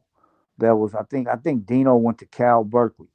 So Dino was fucking with BA, and I think Dino brought BA through. So we had BA, and then BA knew Keek and Moan. So BA ended up bringing Keek and Moan through, and then Spence was like, man, put you three niggas together. And it was all Spence. I'm not taking no credit for none of this. Spence came up with the name 3XKRAZY, and he put them niggas together, boy. I did the music. Look, they said I It, talked to Bart. I had an interview with Bart. They said they was at the Pink House on 90th and 92nd and D in front of Ted and all them niggas. You know what I mean? And Dollars and Spence said, nah, nigga, I got this. this my niggas. Is that true? Because Bart said niggas was I don't rapping in front of. see. I wasn't there. I couldn't say nothing about that. I Yeah, can't they say. said they said they rapped in front of Spence, Ted, CNH, all them niggas, man. And Spence like, this my artist, you know what I mean? Which I think, and niggas like, nigga, I'm gonna take them niggas if you don't get them. You like, all right, I got them, nigga. You know what I mean? That's what Bart said. You know what I mean? Not verbatim, but something like that. You know what I mean? Yeah. Well, all I know is them niggas came through to, like, when I moved my studio to One Drop Scott spot. Um, they came through, and I started working on them right then. They was freestyle hella shit. Some of the shit that they already had written, they was just spitting it, and I was like, these niggas is hard. And Hard as fuck, we started working on them niggas. bro. You And made that's the how that sound. ended up happening. No, We you ended made up the doing, sound for the Loonies and 3 times, nigga. Once they came, they had their own language. It was a movement with that, my nigga. Like that, oh yeah, talk your shit, bro. Talk your that sick of love for yep, that whatever the language, all, oh yeah, all that shit, bro. That talk your shit, oh my yeah, nigga. Like that took over yeah, the all town, that, my nigga. yep, all that shit, and it was from some nigga from the West that started it all, and then Yeah, the Keek just Fashizi got a shit, hold of it. And the Keek ended up Fashizi shit. saying it. Yeah, I mean, Keek ended up saying it in front of 40, and then 40 just took it long distance. Ah, okay. See, they So try that's to get how a it credit. happened. They try to get a credit to I what's the want to nigga name? say, I want to My say it nigga, was this nigga from the West Oakland named Wheezy, and he was, I think, some group named Under Surveillance or something like that. Something like he was yeah. from the West though. He Yep, came from he West Oakland. Bart tried to put him on the phone because Twiceberg Slim, I interviewed him. He said he invented it, but being A and them said, yeah, they got it from the turf. They got it from one of their homeboys, you know what I mean? And they was gonna put the homeboy on the shit and say exactly how he created that shit, you know what I mean? So it is Yep. what it is. But man, me being from the town, the first niggas I ever heard say for Sheezy with that Floormatic talk was 3XKRAZY, period. Then Yep. 40 Oh got yeah. a hold of it and then took it somewhere else. But the nigga 3 times, that was that Floormatic talk. Them niggas had their own language, bro. Period. Oh yeah. Straight up. Yep. So yeah, we did that shit. And yeah, like I said, it's all Spence. I give credit to Spence on that. He came up with it. That was his brainchild. All I did was just made it real, like with the music behind it. That's all I did. And I ended up being the one that, told Eric, fuck with this shit right here though. So Absolutely. so yeah, Along with me too. all that record deal shit was me. Like all the taking it to the next level, majors and shit. That was me. Like I said, Capital Tax, JH&G, like niggas been popping deals from since 91, 92. Tone, hey, niggas better give your flowers, bro. Period. Without you, it wouldn't be no motherfucking AJ getting us our deals. Period. Flat out. Without you, we wouldn't have a Exactly. deal with Eric Brooks, nigga. Oh That's your yeah, homeboy. cause see, That's your homeboy. AJ was working with a lot of Latino groups at the time, and he was working with this dude named Mr. Key. I don't know if you guys know who that is, but I think he's from Frisco, Mr. Key. And I was like, yeah, this is cool. This was cool, but you should come fuck with me on this Looney shit. And that's how I brought it in, just like that. Like he had Man, a thank group. you, bro. He had a group. He had a group called damn, what were they called? They was under TNT. Uh, it was a bunch of essays, my nigga, and they did a song called Salsa Con Soul Food. If you look it up, Salsa Con Soul Food, Pac, Money B, TMD, they all on that track with this group. Oh shit. Yep, TMD is on it too, and I did the beat. Wow. Yep, we recorded it down at Starlight Studio, like back when Starlight Studio was popping, man. Down at the bottom of Cutting Boulevard in Richmond, man. Niggas was afraid to go down there. Like I niggas bet. wouldn't Nigga even Richmond. that Careful shit. now. That it was shady. It was a shady ass area. They said Mr. Key is from ITPG. Yeah, Mr. Key, bud. Back I used to fuck with Mr. Key, bud, back in the day. Yep, Yep. yep, yeah. Everybody know what's up. The chat tapping in. They know exactly what you're talking about. Speaking of talking about, the Yep. chat had a question. They said, "How you feel about the Ashanti remix of Mary?" You know what I mean? And did you get paid off of it? I did not get paid, man, because Rap a Lot, they did some old different shit, and Mike Dean and ended up credit for my publishing on that shit, and I don't know. I think Mike Dean might have some kind of deal with Rap a Lot where all his publishing goes to them. So I had to bite the bullet on that, but I still know it's my shit. Facts, legendary You know, shit. you know, And how many straight times up, niggas done redid 5 on straight it, up. man? We can't talk about Satisfy You, talk about the shit that fucking all Oh these yeah, it's rappers a done lot of did. that shit. Then there was Devin the Dude. Did some shit with him. You know what I'm saying? Niggas don't know that I brought Devin to Snoop when Snoop did that song. I just want to fuck you. Oh, you bought Devin through there? You the one that bought him? Man, Snoop said, "Man, where's that nigga Devin the Dude?" He wanted to know where is he at. And then I called Rico and said, "Hey, Snoop trying to get a hold of fucking Devin, bro." Wow. Yes, I used That to quick. fuck with Snoop. I used to when I would come to LA to fuck with you, I would bring Perp down, the granddaddy nigga, and Snoop would buy all that shit for me. Yeah, Snoop is a weed connoisseur. I could believe Oh yeah, it. he knew what time it was. Snoop is Fact. a nigga, man. Snoop was a cool ass motherfucker. He's still cool. I still fuck with Snoop. Yep, We be yep, touring with that nigga, do a straight lot up. of shows. He book us for a lot of shit.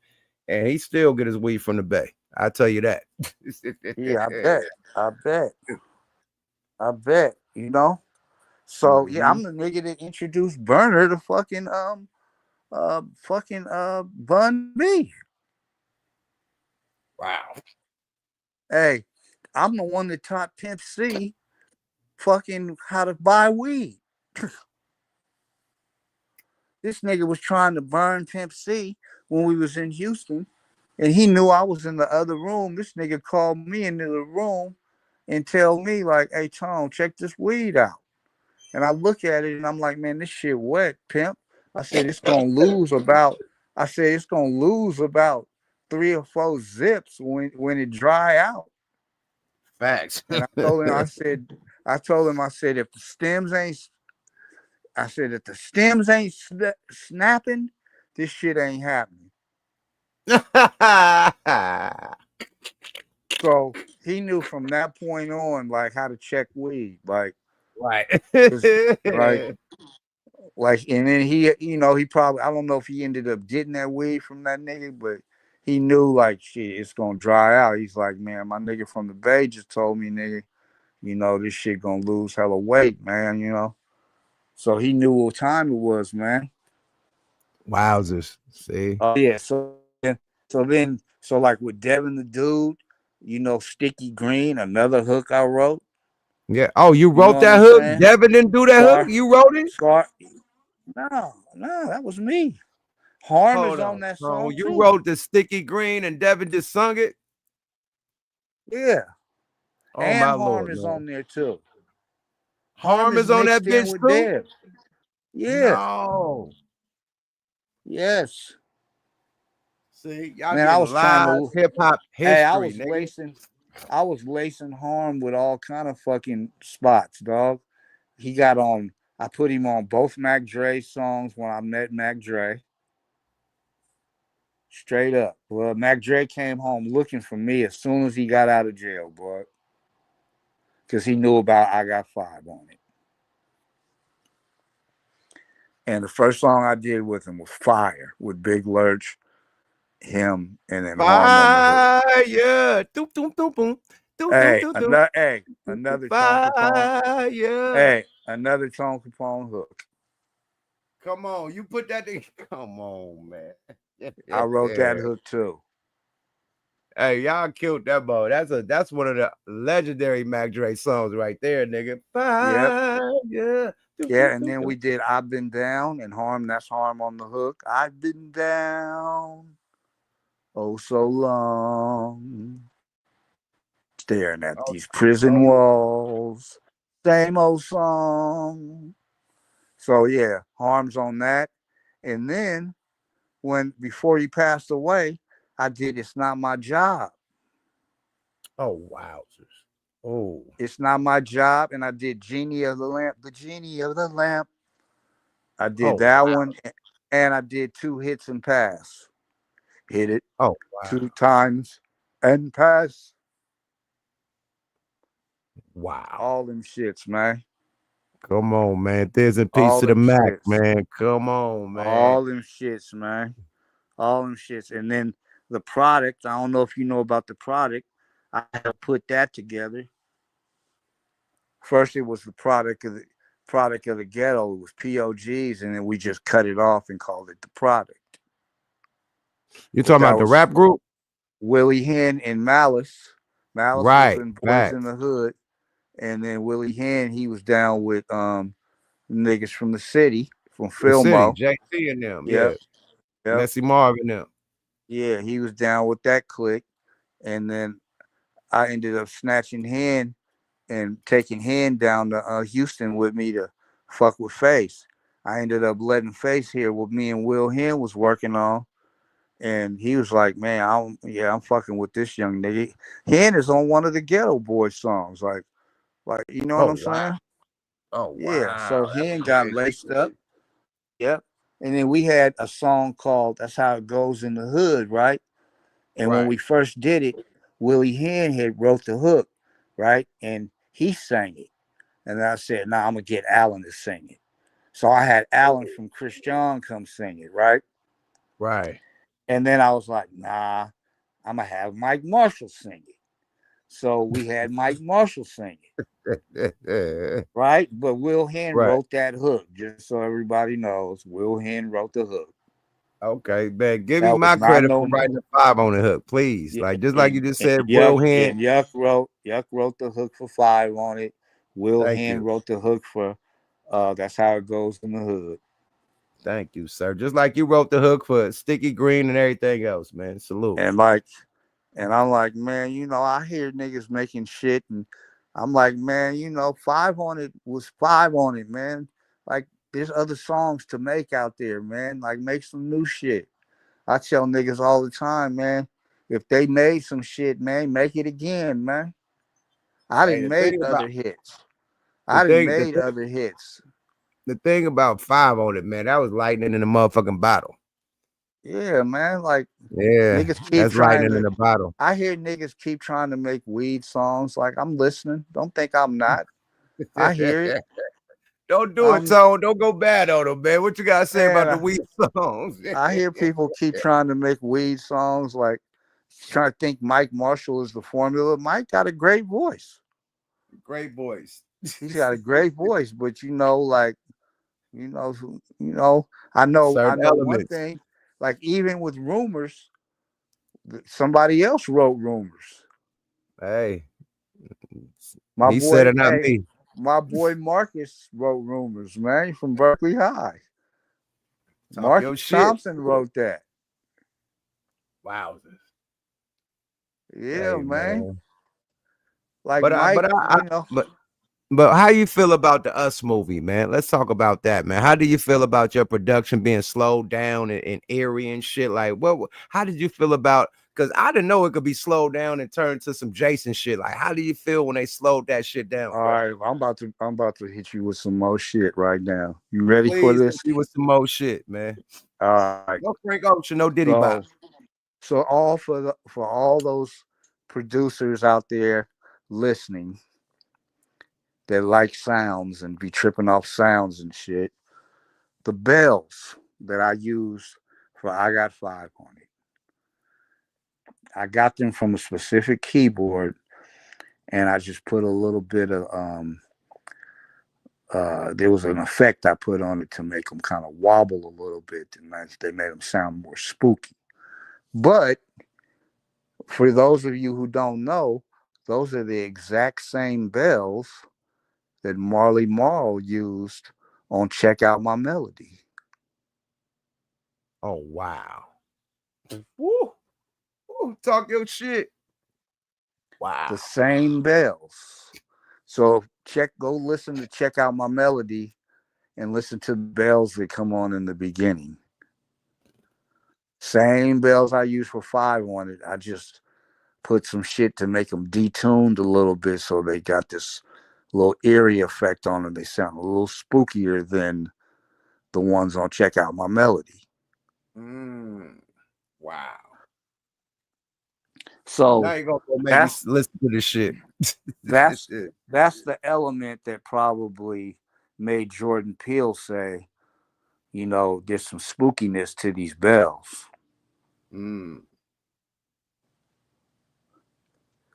Hey, I ain't gonna lie, man. Since he used that shit, man, my checks have been way better. That's all I'm gonna say, bro. I'm about to say, how the bag look? Because the bag look great. I appreciate Jordan Peele. Woohoo! I got a plaque right here, big ass plaque up at the top, man. Thank you, Jordan Peele. You see that plaque right there, nigga? Yes, thank you, my brother. Yeah, man. Jordan Peele's the shit, man. Yeah, he the shit, bro. Period. Yeah, he used Five on it and slowed that shit down. And then he came and snatched 40 up for a song too on his next. Oh yeah, movie. On the next one. Yeah. Look up that one. Up the Up movie. He fucked it up. That man. Nope with that Nope. That song Nope. That Nope. Yep. And then look, the nigga Jordan, is he from the Bay? I don't think he is. He fuck with us heavy though. That's all I can say. He remind me of motherfucking Coogler. You know what I mean? That do the Black Panther. Oh yeah. Ryan Coogler. You feel me? But that movie was huge for us, bro. Like, how did you go watch the movie and see your shit being played through the movie with the horror flick shit going on at the same time? Man, like, I went right when it came. I went the day it came out, debut. Come on, bro. How did you feel? Me and the whole family went. How'd y'all feel about it, bro? Because they played the original song when they was riding in the station wagon. How you feel about it, bro? Man, I was so happy, man. I was like, damn. I was like, and I saw how long it went, and then right after that, motherfucking Bobby Brown used it. Boom! Look at that. And that was crazy. He had it on an ill scene too. They had put it on an ill scene. Oh yeah, Bobby Brown used it on the Bobby Brown and Whitney shit. Facts. Yeah, on part 2, right when part 2 comes on, he was cooking up some crack, and Whitney was in there. Yeah, and Whitney was in there singing, and I was like, "Oh my goodness!" I forgot about that. They did play it on. Yep. So I appreciate them for. Hey, I appreciate BET too. Hey, for real, niggas, man, niggas ran it up on their ass, bro.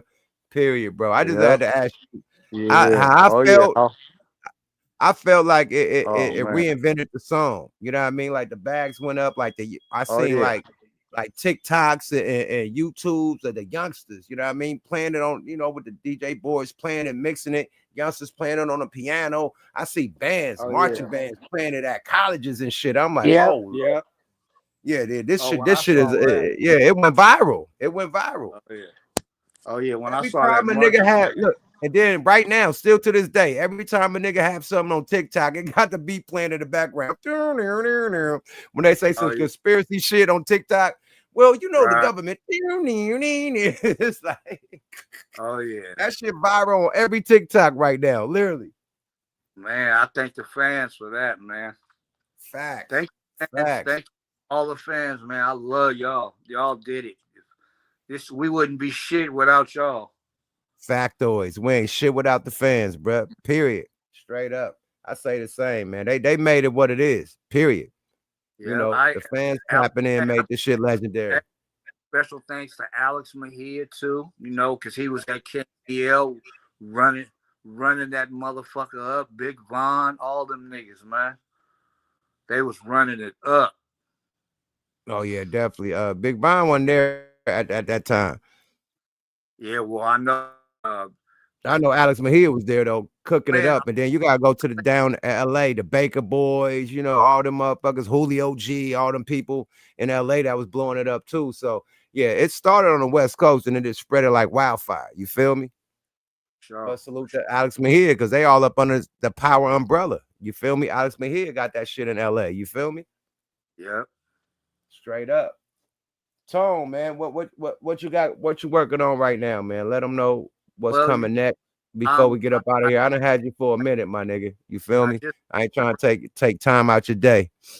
I just took a break and I'm getting ready to buy some new equipment and stir it back up, man. You feeling Uh, the vibe, the vibrations? yeah, one of your partners want me to fuck with them heavily right now. That's my nigga. I love that nigga, man. Guess who? Who? My Lil Key. no, my nigga Juice. Oh, Juice. He know what it is, man. He know Juice exactly what it is. Juice been on me. He just like Tone. Whenever you ready, I'm ready, man. He's like, I want your shit. Hey, but what happened when I said it? You don't want to salute me. Nigga, I've been talking to you since you moved to Vegas. Nigga, like, bro, what we doing? You like, No, nigga, my no, equipment, bro, my equipment, bro. Like, you ain't gonna no, mention me though. Okay, cool. I'm, I'm ashamed of I'm just ready to crank back up, baby. As soon as as soon as I get it going, I'm gonna hit you with some tracks. Hey, bro, ASAP eat no I can Rocky, man, and still use the same formula. Still get Christian on the uh, hooks. Still get Mike on the hooks. Still the same you on the hooks, nigga. And then you could do the hooks right now with the auto tune. You don't even need nobody. So I, it's I, so easy right I, now with the no, electronics. You feel hey, me? That we not fucking, we not fucking with no auto tune.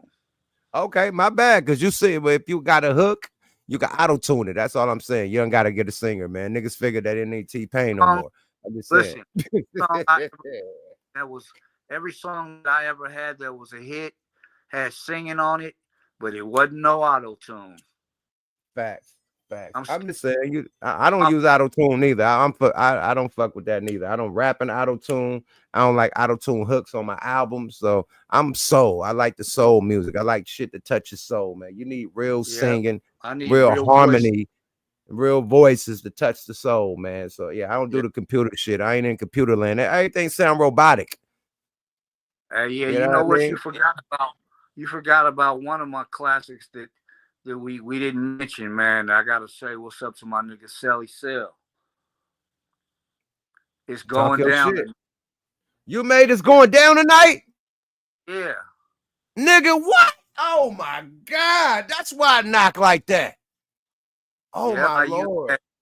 I made the drum beat kind of like computer love, and then That's I what I was had about to me say. It's computer love, nigga. You killed that. and Scott both did the keyboards. Scott helped me on that track, but I produced the track, but he helped me on the keyboards. But yeah, that was what that was. And then Carrie did the vocals. You know, her shit was classic. It's going down the hook. And yeah, that shit, shit, man. Keep it on the real. 3 times didn't even want to do keep it on the real. Nigga, that's their biggest hit, my nigga. Right, but they didn't want to do it. Like that was something kind of like Eric had to push on them. Like it was one of my favorite beats that I had made songs from back in the day. I've always been a big loose ends nigga. I've been rocking loose ends. Like if you ever listen, the song I did on Sicko, whole fucking season, that's from Slow Down. Oh, right. Facts. And then the song I did with Harm, Um, what was it called? It's on the Family Tree, first one. Um, I used Loose Ends. You Can't Stop the Rain. Oh wow. That's on the Family Tree album. See, Well, yeah, I've been fucking with Loose Ends heavy, and now I see hella niggas is trying to fuck with them. But nigga, that's my old shit. Tone, that's why we need you back, my nigga. Period. So you can bring the real shit back. That's what every nigga is on this drill trap shit. It's time to take it back to some real music, my nigga. You feel me? That's why we need you back, my nigga. Mike Dean turned to some electrotronic shit with Travis Scott and them niggas. He ain't even doing soul music no more. So we need that soul music back, Tom. We need you, bro. Period. The only niggas that doing like, you know what I mean? Don't worry. You can say like Pharrell. Pharrell probably the only nigga doing soul music, and probably Kanye.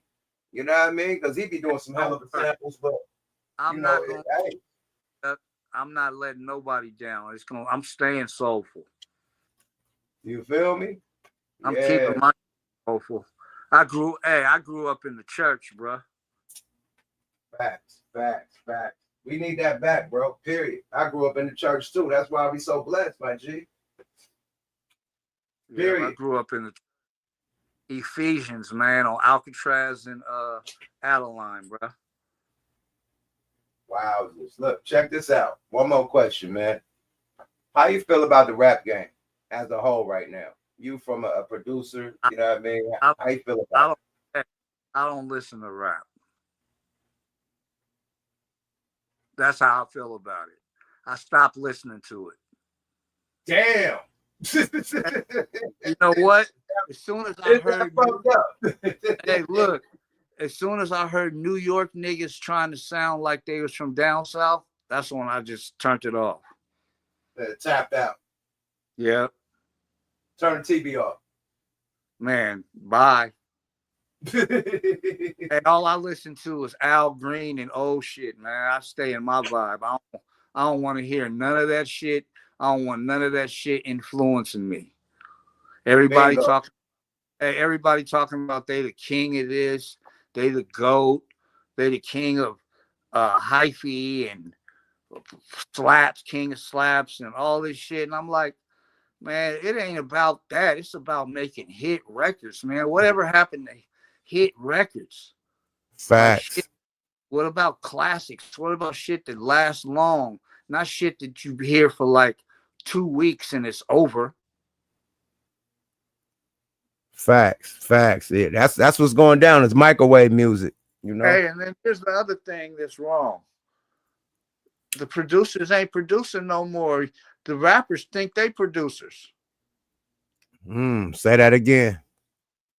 The rappers think they're producers. Everybody got a thing and they got a recording set up in their bedroom, but like Logic. You got their Logic set up. A producer is there to tell you, like, man, that shit is garbage, my nigga. Like, do that shit again. Like that ain't it, bro. Like, you need somebody to be honest with you, man. Some of these niggas, they just record whatever, and they got a bunch of homeboys saying that shit slap. Right. And it don't slap. It's like, yeah, the beat might be knocking. There's a lot of good beats out here that's knocking, but the raps ain't matching up to the beats, man.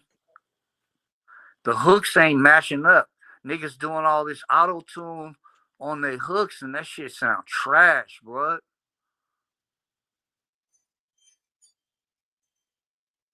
You there?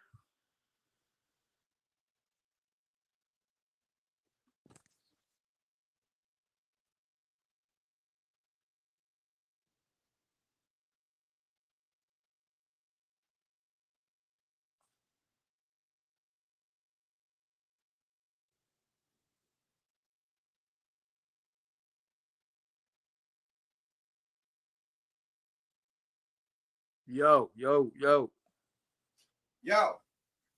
Yeah. I had to use the bathroom right quick. My bad, bro.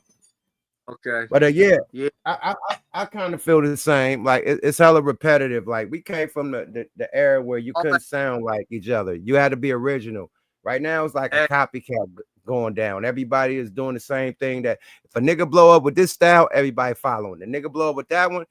But how you feel about the females taking over the game? Like the game got so dead that the females was beating niggas ass. How you feel about that? here's the thing, right? I guess I can't say nothing about the females right now No, because none disrespectful. None disrespectful. look, But because we're we've talking been about the rap game as a whole. Females put but niggas look, on the chokehold for about a good 4 we've years. been talking we've been talking pimp hoe shit for hella long, and now they back talking their shit, and I guess we deserve it. You know what I mean? As far as I agree. you know, I agree. and but then the thing is that a lot of us are like, man, I don't want my daughter hearing that. Well, shit, man, we made some shit that our son shouldn't really be hearing. So it is what it is, man. And like I heard some shit the other day, and like it had a good beat and everything, but I'm like, damn, like that little broad. I mean, I kind of went bad on it and said like it sound terrible as far as that song. Somebody used that 24s by Ti. And they put some shit talking about this nigga won't stop nutting in me and all that shit. And I'm like, what? But then Oh I wow. heard Broad, she on a song with that little bad baby Broad, and she going hard. Like she kind of sounding raw. Like she actually do got a good flow. But they be on that everything they talk about is sex now. And it's like shit.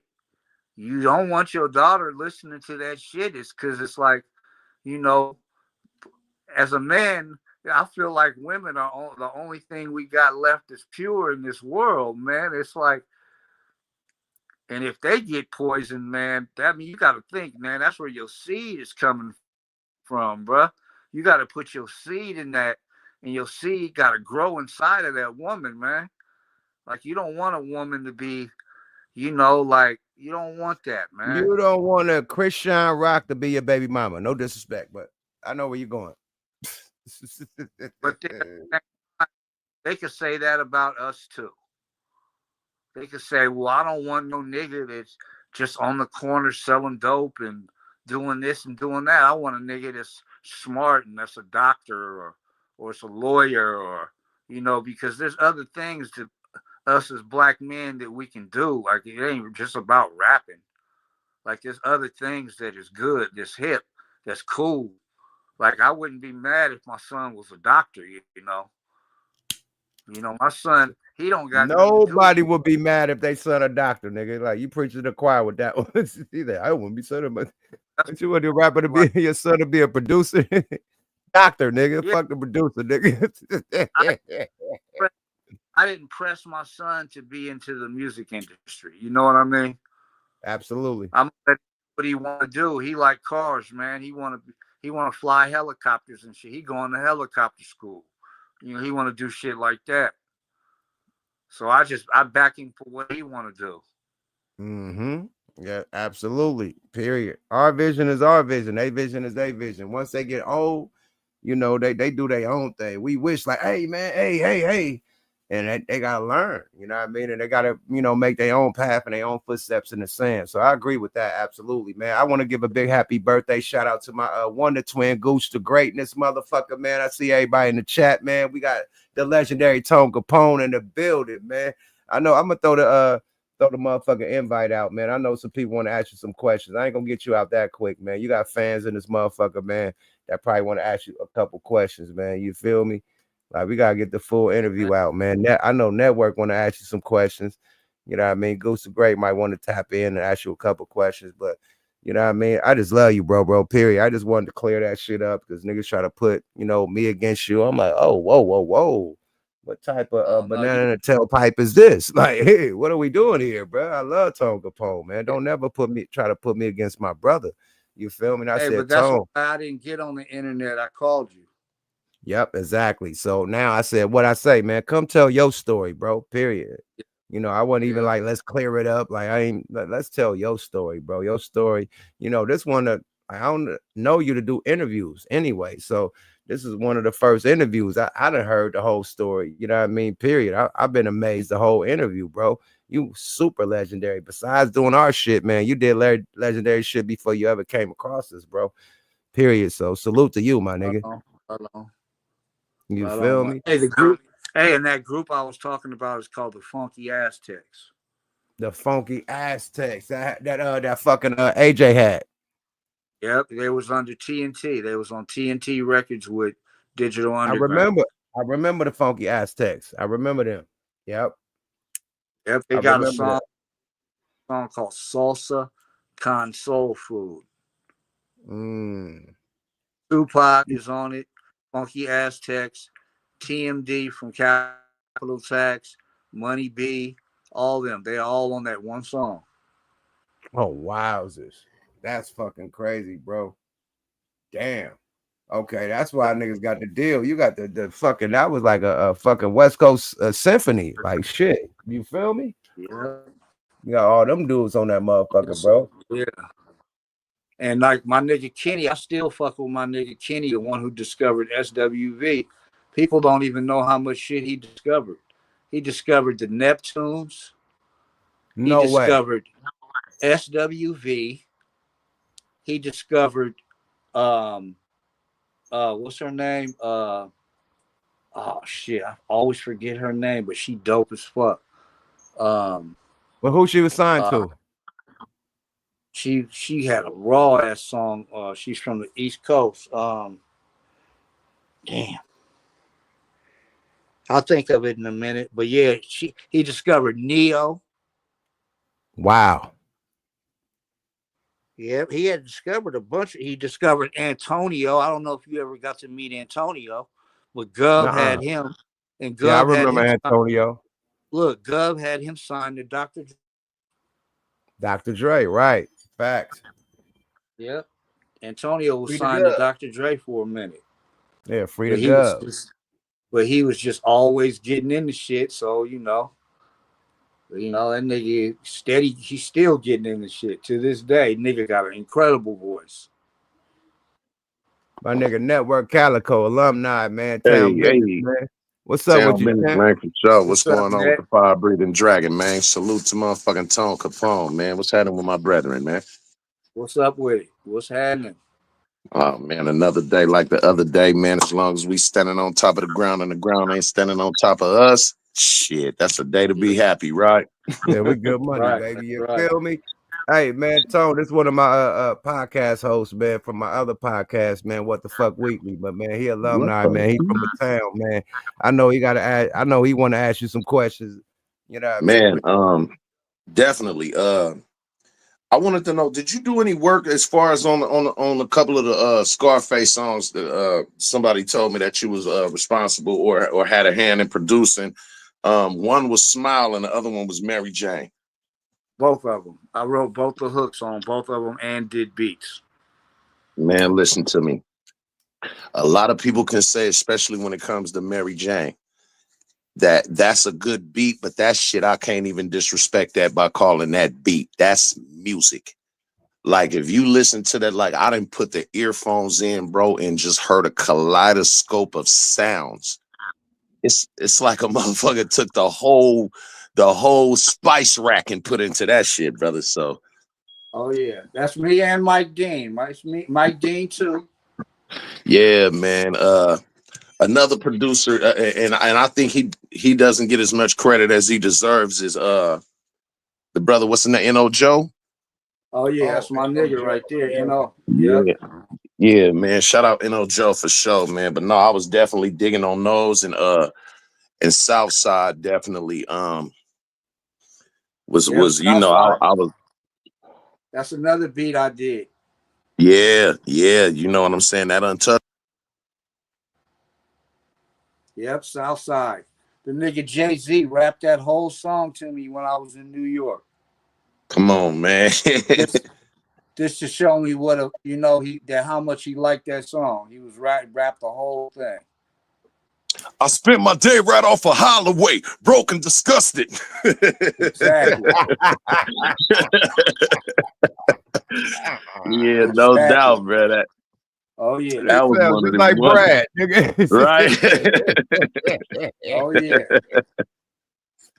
Oh Yeah, my man. No, God, bro. definitely that was definitely one of them ones, man, that made a motherfucker stand up and take notice. That whole Untouchable album, first and foremost, like, was one of the greatest ones, man. And of course, Smile. Come on, man. What needs Yeah, to be man. said that ain't been said already about that? That's an alley-oop. Yeah, I was fortunate to get on that, man. I appreciate that shit. Absolutely. What did you if I'm not mistaken, did you do some work with Mac Dre as well? Oh yeah, straight up. Yep. So Yeah, man. Shout out Pharrell, man. I did Fire. I've been down. Ooh, wait. And then I did It's Not My Job. Mm-hmm. And I did Genie of the Lamp. Get the fucking that in particular beat, man. Come on, bro. I done damn near ran over a median listening to that shit. Yeah. Hey, Yeah, I was done. hey, I Nigga was stupid watching as shit. Tech Nine's interview today, and he was saying It's Not My Job was his favorite beat. Man, I gotta watch this. I gotta watch. Yeah, I gotta watch where I listen to that. I listen to that around my wife. I might get fly and say some shit that I'll be sleeping on the couch for. Right, right, Oh right. yeah. You know, nigga Hey, gotta watch that. Not my job. Nigga might get hey, arrogant listening. hey, Yeah, bitch talking super about she arrogant. want me Start to go popping his karaoke. collar and shit. You Go ahead, feel Tom. me? Hey, Tom, no what you say? sirree, that's not my job. No You feel sirree, me? Bob. And I can't be one of them niggas that, hey, bro, man, I need to come sleep on the couch for the weekend. Wow. You Yeah. gotta Wish the call the fuck I homie like I got would. kicked out, nigga. Nigga, we'll Oh both yeah. be getting kicked out this motherfucker. Right, nigga. Yeah, I don't believe in happy wife, happy life. I believe in happy spouse, happy house. There Hey, you but go. look, let's get back to the music, right? One thing we ain't talked about before you get up out of here. Killers on the Payroll, man. How y'all come up with that beat, man? Woo! So That so motherfucking beat is basically, legendary, all bro. right. So if you listen to Killers on the Payroll, don't you notice something? Can you tell that it's the same drum sounds I used on Smile? No. I can't. I never, if you wouldn't have never pointed that out, Yep. I promise And I wouldn't have never. it's the same Oh, drum it is. sounds I used Oh, wow. on 3 Times Crazy. Can't fuck with this. Same drum sound. Wow. Wow. I wouldn't have never put them together like that. I promise you I wouldn't have. Now Yep, niggas gotta go same listen to drum sounds. Yeah, you feel that nigga finna do a they gotta go rewind listen quick to as fuck. 808s and shit on every song to figure it out. Well, Right. it's the snare. The snare. Oh, the snare. Okay. Listen to the snare. Okay. Yeah. Okay. Yeah. Yeah, that's Killers on the genius, man. Payroll.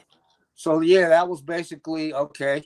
So I started it out with the drum beat, and then I made the bass line. Like this is how I did all my beats. I would make the beat first, and then I would start working on the bass line, and then I'd start adding things. And all that harpsichord shit, that was my shit. You never heard nobody in Rap a Lot use them sounds ever until I Ever. came around. Facts. Them I old think it. English sounds, them That old old English English Yeah. shit. sounds, that old Yeah. mob Yeah. sound and shit. Yeah, that Yeah, That that was Gambino doom, me, shit. man. doom, doom, doom. Oh That my Yeah, Gambino God. shit. yeah, that That was shit. me, bro.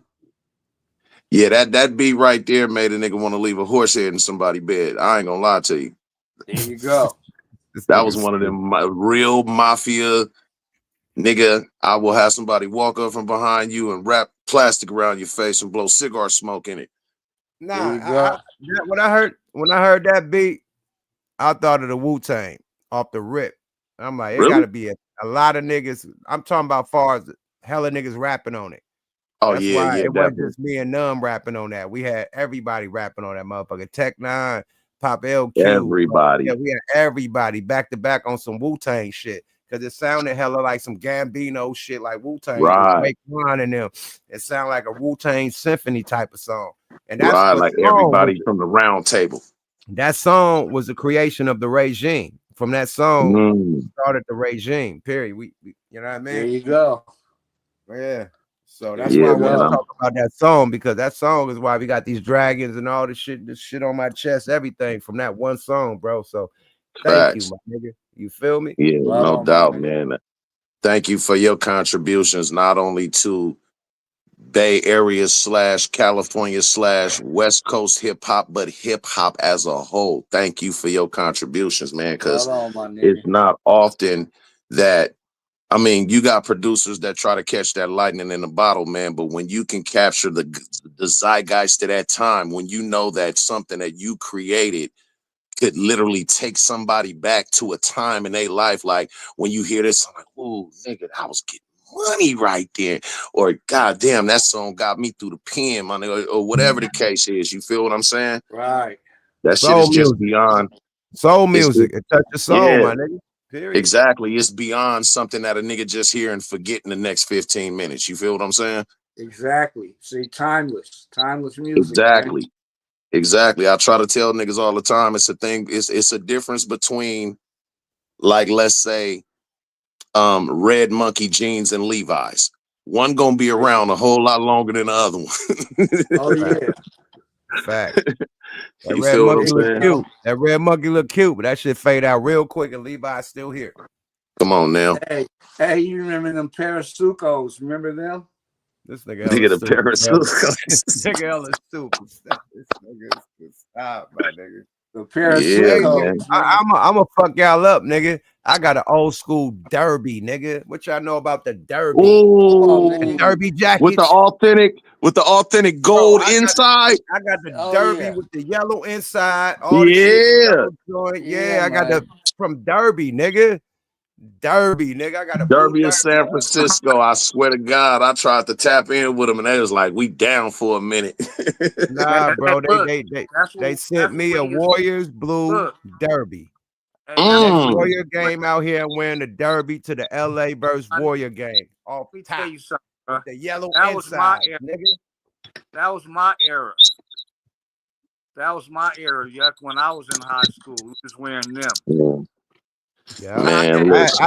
I had the derby on with the letters on the back. You know what I mean? When I was a little Yeah. nigga in the Ville with the derby. Hold up, though, nigga. I was fucking around when the AC Mob was popping, nigga. Now, Talk the back of your the shit. bus, nigga. Hey, look. Let me tell you something. Hey, my nigga, right? Check this out, network. This nigga was the DJ for the Turf Club at Little D's birthday party. Oh wow. Oh wow. You talking about the one at the Golden Gate Fields? There Yes.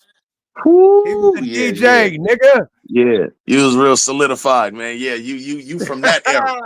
You He from was that era. solidified, you go. nigga. You Yeah. feel what I'm saying? That nigga DJ Yeah. Little D party at the Turf Club, nigga.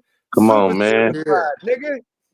And do you know how many motherfuckers that had to walk through that blender and didn't come out on the other side? Man, bro. Come on, I don't man. know. All I want to know is when I the lived. book coming out. That's Hey, what I'm Ned, saying. When is the book coming hey, out, nigga? hey, Ned, check this out. I lived across the street from Bushrod Park, nigga. North Oakland. Yep, straight up. Right across from the tennis courts, man. Mm-hmm. I used to stay on Yep. 53rd, right on top of the It's All Good Bakery, nigga. Mom's had a little tuck off over Yeah. there. Yeah. I was right there fucking with the production crew while they was filming The Principal. Oh yeah, At that hell yeah. I was right when that around the whole remember corner that from my school? house. Yeah, that school used to be beat up right there back in the days. Yep, right on Adeline and 57th in Arlington. Mm-hmm. Yeah. See, that's why I had to get a real town nigga up in there, Tone. You know what I mean? It's a difference Yeah, man. when a real nigga from the cloth could talk it. You know what I mean? Come on, Shoot that man. This shit. man said Lil D birthday, bro. He going back to motherfucking the Lee Cop Sportifs days when niggas used to wear roosters, man. Man, this nigga said niggas in there with bally sweatsuits on, suede Come bally. on, man. You feel me, nigga? That wasn't hard puts. That was Mr. Z's, nigga. Off tease out. Niggas had suits on, designer suits and shit on. You know what I You mean? feel what I'm saying? And shit.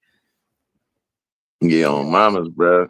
The whole Ville came in tuxedos, right? Right, my nigga Tone? Tone. The Ville niggas came in suits and tuxedos. All suit and ties. All suit and ties, my suit and bow ties, nigga. Mm-hmm. Yeah, niggas came in tuxedos, nigga, the whole Ville. Hey, Yeah, man. that's real town business, nigga. That ain't, you feel me? That's one of them situations, nigga, you had to be there. You had to be there, nigga. I only heard stories about that shit. Let's get my man in this motherfucker, man. Spider, man. Let's see what Spider got to say. Spider, what's up with you, man? What you got to say to what questions you got for Tone Capone? Greetings, peace and blessings. I was wondering how does the it's my nigga, man. I was wondering how does the bottle of the largest champagne taste? And was the helicopter flight to the J Prince Island? How long of a ride it is? That was my question. To Tone Capone? Show no. Tone, is your mic muted? Tone got to tap back in and tap back out. Yeah, see, there's mic muted. Back out. All right, let's get back. Let me call Tone and get him out and then get him back in. Call him. I done had this nigga for 2 hours. He probably got some shit going on. Shit, he probably had to do like you, had to bust one of them bathroom moves right quick. Yeah, life is lifing. You feel me? Life is lifing, nigga. You feel me? Yeah, but yeah, man, you know, I made my lap around the sun yesterday. Gooch the Great and Corey Holcomb a couple days ago. Man, Cancer Gang is in this motherfucking full effect. Cancer's up, man. Happy belated to you. I appreciate the appreciation, man. Yeah, what you do for the B-Day? I kept it slow and low like a barbecue, man. You know, they say every 5 you do it tall, man. So I done went through my 30th to 35th, 40th, 45th. Now I'm waiting on that big half a pack. I'm waiting on that half a pack, man. I'm 1 year away. I'm at the 49 laps around this motherfucking sun of ours, man. But next year I'm gonna do it El Grande, no Bel Grande, El Grande. I ain't gonna ask you how old you are. That's disrespectful as old 49. Nigga. Okay, 49. cool. You right around the corner, nigga.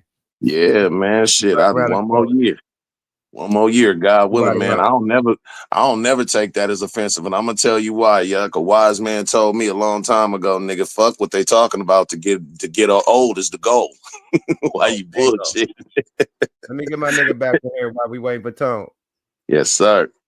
Bruh, talk your shit, man. While we in here, how you like the interview, man? You know, like fuck the questions. What you know about the history of Tone Capone? Did you tapped in or not? All right, take him out of here. All right, we gave him a chance, another chance. You feel me? He had a chance to dance, baby. Yeah, a chance to dance, man. Yeah, Tone just dropped a lot of knowledge that you can't get in college, man.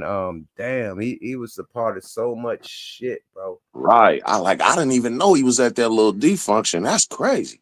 Nah, it's more deeper than that, nigga. You know he the reason why Jigger is called Jigger. I didn't know that. Man, listen, man. He had a small hat. He got a best friend that's a small hat. You know what I mean? And you know, Christian was his group. You know, they sent them to Rockefeller and shit. So he was calling small. When they out of Richmond? He was calling small hat Jigger. You feel me? Like you a nigga, but you my Jigger. And the small hat got you. Took that to Christian, and Christian, you know, said that around Jay-Z, and then now Jay-Z is Jigger. Tone, talk your shit, man. He didn't know that you gave Jay-Z the name Jigger. I mean, not personally, but it came from me. Right. Third party. I made the shit up. I used to call this my boy that I used to work with, because he was Jewish, and I didn't want to call him nigga, so I called him Jigger. And then heard it here first.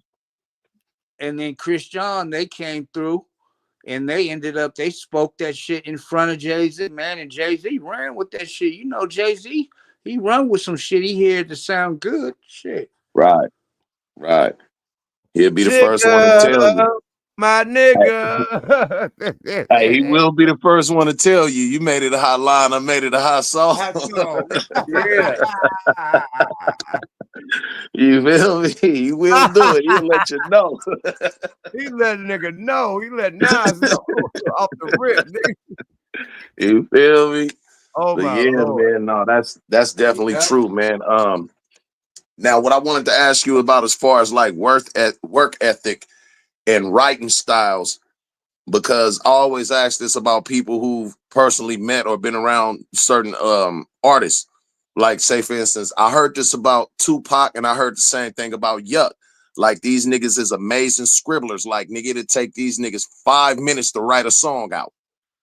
Not me, but Pac Yeah. definitely. I'd take about 30 to an hour, but Pac Yeah. 5 minutes, Yeah. definitely. Mm, Both of them. Yeah, they was both quick with the pen.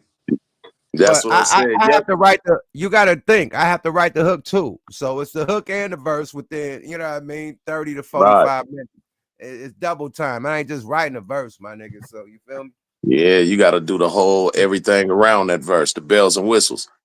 Bingo. And the verse. Yeah, Yeah, so it take a they Mhm. both was great writers. Face Mhm. Face would take a little longer. 40 would take a little longer, but they still would write some raw shit.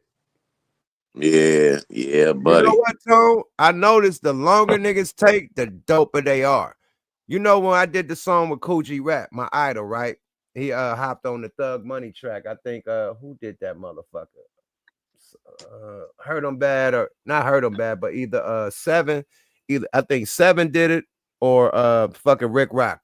Rick Rock or Mhm. Seven. Anyway, do the shit with Coogee. Coogee takes 8 hours to write his shit. Mm. 8 hours, but we rap for like 36 bars. Like our shit was long as fuck.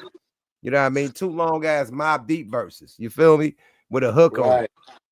I wrote my But shit you, within an hour. Laid my shit, man. I done went to dinner runs, lunch runs, all type shit. He's still writing. When that nigga got done, that nigga blew the song away, nigga. He shitted on me, nigga. Destroyed me, nigga. That nigga went crazy. you So Hey, see it? hey, yeah, sometimes it take a long time for niggas to come with that shit, but when they boy, shit.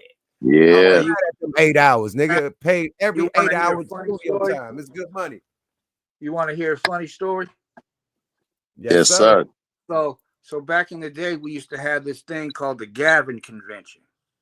I remember the Gavin. The Used to be out there Gavin in Frisco, fact. right?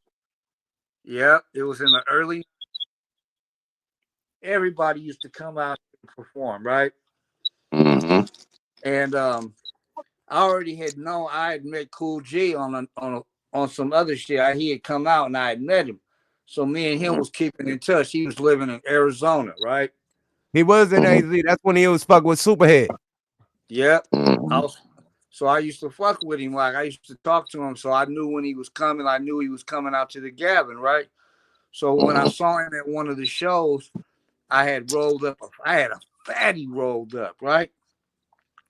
Now So I look, start Tone smoking. Capone. Let me give a description. Tone Capone is the Bob Marley joint nigga. I'm talking about Right. big ass Bob Marley joints all day in the studio. That's Tone Capone. So go ahead. He telling you he had one of these big ones So that he used. He wrote these all day. That's nothing Right. right, usually for Tone. I'm talking about a Taylor like 2 grams in a joint, like that type of shit. Oh, my bad. Wait a minute. Hold on before you finish. Shout out to the OG niggas that know what a Taylor is, nigga, because I'm rolling one All right the now. joints and pure Nigga, it's joint. straight Nigga, not no Taylor, nigga. wood. And the Taylor, nigga, all zigzag, nigga, not You no feel wood, me? nigga. 2 grams in a zag. That's Mm-hmm. doggy, nigga. Hey, but Oh, see the God. reason why, the only reason I could do it is because it was sticky. Right. So the Tone, shit would stick together. another note out there. Tone always had the best weed. Go ahead, continue. All right, so we at the Gavin convention at a show, right? And I Mm-hmm. think Gangstar somebody is performing. It's dope, right? Or I forgot that other group called not Fushnikins, but it was another group. I forgot what they were called. Lords of the But they might Underground. have been. It was 2 niggas in it. I forgot what the name of them. But Here comes the Lords. no, not the Lords, but it was during them days. Right. Um Co-writers, teachers? Nah, it was two other niggas, man, and they had some. Oh shit, man! I forgot what the name of that group was, but they was dope. But me and Cool G smoking, right? So guess who walks up? Dies Effects. No, your partner. No, I'm talking about Dies Effects was the group.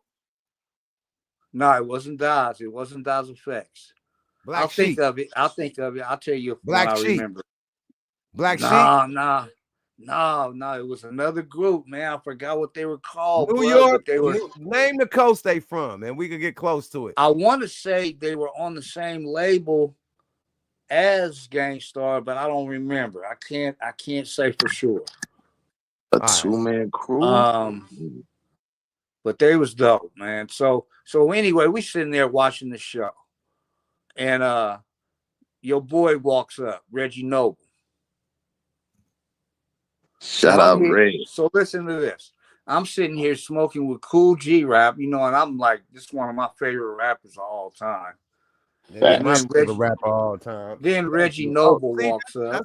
That's why we think alike. Cool G is that's why I rap, because of Cool G and Scarface and fucking Ice Cube. Them three made my style. But continue.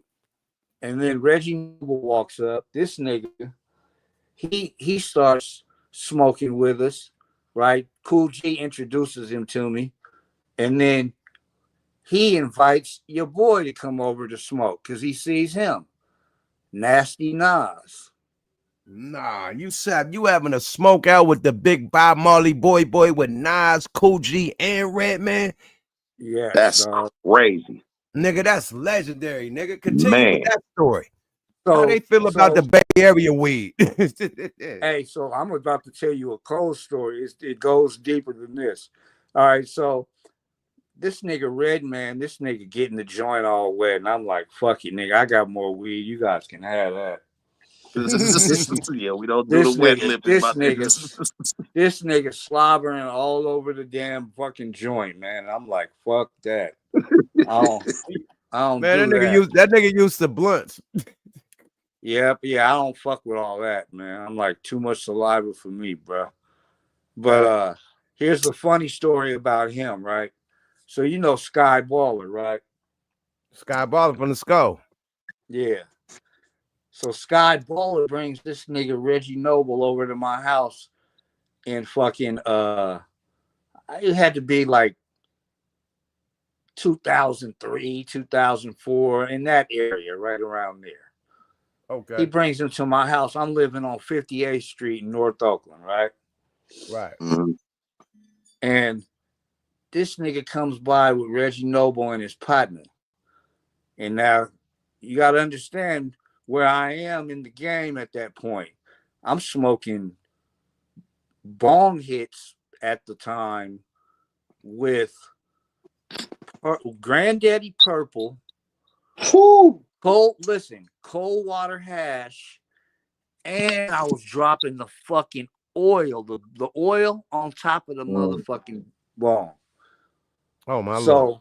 Oh yeah, you trying to kill niggas. He trying to fuck Redman up. He trying to have Redman high in his house, nigga.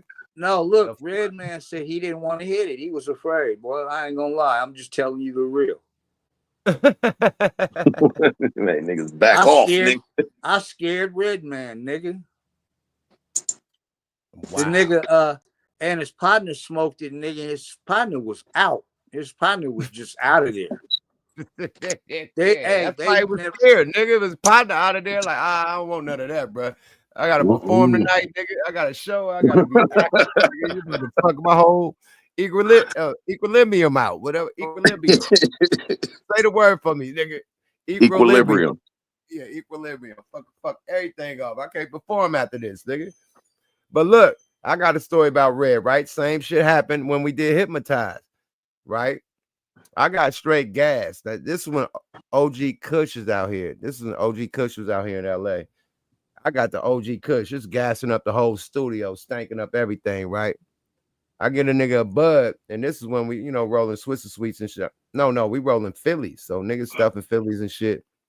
Hey, so We're look. like, nah, no. He say, nah, that's too strong, man. I gotta mix it with the chocolate. So he pull out the cess weed and fill the shit up with cess weed and sprinkle it with the OG. He said that shit too strong. I can't smoke that shit by itself, man. I gotta sprinkle it with some of this motherfucking Bombazi. He called it Bombazi, whatever the shit he called that. I got that Man, Bombazi. Hey, so yeah. That's some So yeah, cess weed, man. Redman was afraid, bro. Yeah, that nigga, he was afraid in the Hypnotize studio in LA. That nigga was smoking Bombazi with a sprinkle of OG at the top. He would not smoke a straight OG Hey, bud so to the look. head. No. Hey, you guys ever heard of what is Mr. White folks? yeah, the pimp. The pimp from Chicago, the white boy. Oh, facts. One of my partners brought him through to do an intro, right? Right. This nigga tried to clear one of my bong hits in one hit, bro. Wrong move, buddy. And it was some purple. It was some granddaddy with some drops of oil on top, right? Hey, check this out. He didn't want to say nothing while he was there. But when he left, he told my partner, he said, take me to the hospital.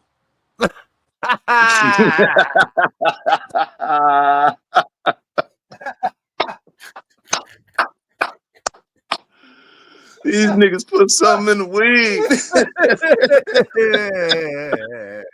He told my nigga, he didn't want to turn himself off in front of me. So he said when he left, God damn. he told my partner, he said, take me to the hospital, man. I think I'm having a heart attack, bro. Gas, Man. gas, make the nigga have a mild heart attack. Come on, I'm trying to tell you, man. Ooh, you nigga got me crying. Niggas be thinking, like, I say it all the time, like, depending on what it is that you're talking about in the region that you come from, you have the right to be arrogant about certain shit, like pizzas in New York. Like, you can't talk pizza with a nigga from New York. Just like when it comes to California, like, nigga, I don't care if you've been to Jamaica, if you've been to Amsterdam, where you been at, nigga. It ain't no weed fucking with California weed, in my opinion. No, nigga, none. I done been to everywhere you said. I done been to Amsterdam. I done been to Amsterdam, anything, nigga. I done been all around the United States. No IT fucking with California. And I had an argument with my nigga in Detroit the other day. I say it's 3 motherfucking spots that got the best weed. The Bay, LA, and Detroit. Detroit got some LA shit, some Bay shit out there. They got gas. I'm fucking on Detroit shit right now. Nigga, I'm damn near about to fall asleep, nigga. I gotta eat to wake my shit but listen up. To this, though. They got gas, nigga. Hey, here's something. But listen to this. Niggas don't know. See, I didn't smoke Panama Red and Buddha Thai. The stick, now, nigga. Do you know what Buddha Thai? You know what Buddha Thai is, my nigga? The stick, right? Ain't that what you gotta unwrap it from around the stick? It's Thai stick. Yeah. Man, yeah, but you know what? It's got opium on. It's sprayed with opium. What the fuck? That's them OGs. That's why niggas was so high.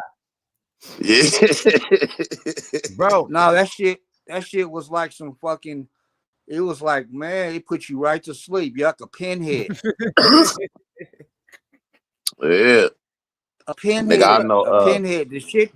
The shit was damn near wet when you broke it up because it had that shit on it. Look, I'm gonna give you a story about that, right? First time I seen Thai stick was at the Luke Peep Show. You know, Looney's did the Peep Show on the beach in LA. Right. And they bringing out all type, but we had a little hut, little fucking tent to where we were smoking, but it still was on the beach when we, do the interview. But we had a hut when we were smoking. They was filming. They had us judging weed. So they had the good weed and shit. Then they had the old school weeds, nigga. And they had the motherfucking chocolate Thai. I'm talking about the shit that you pull off the string. The whole bud was right there. You know, I got the stuff and shit. I'm fresh in the game, fresh off the block. I don't know no better. I'm stealing all the weed.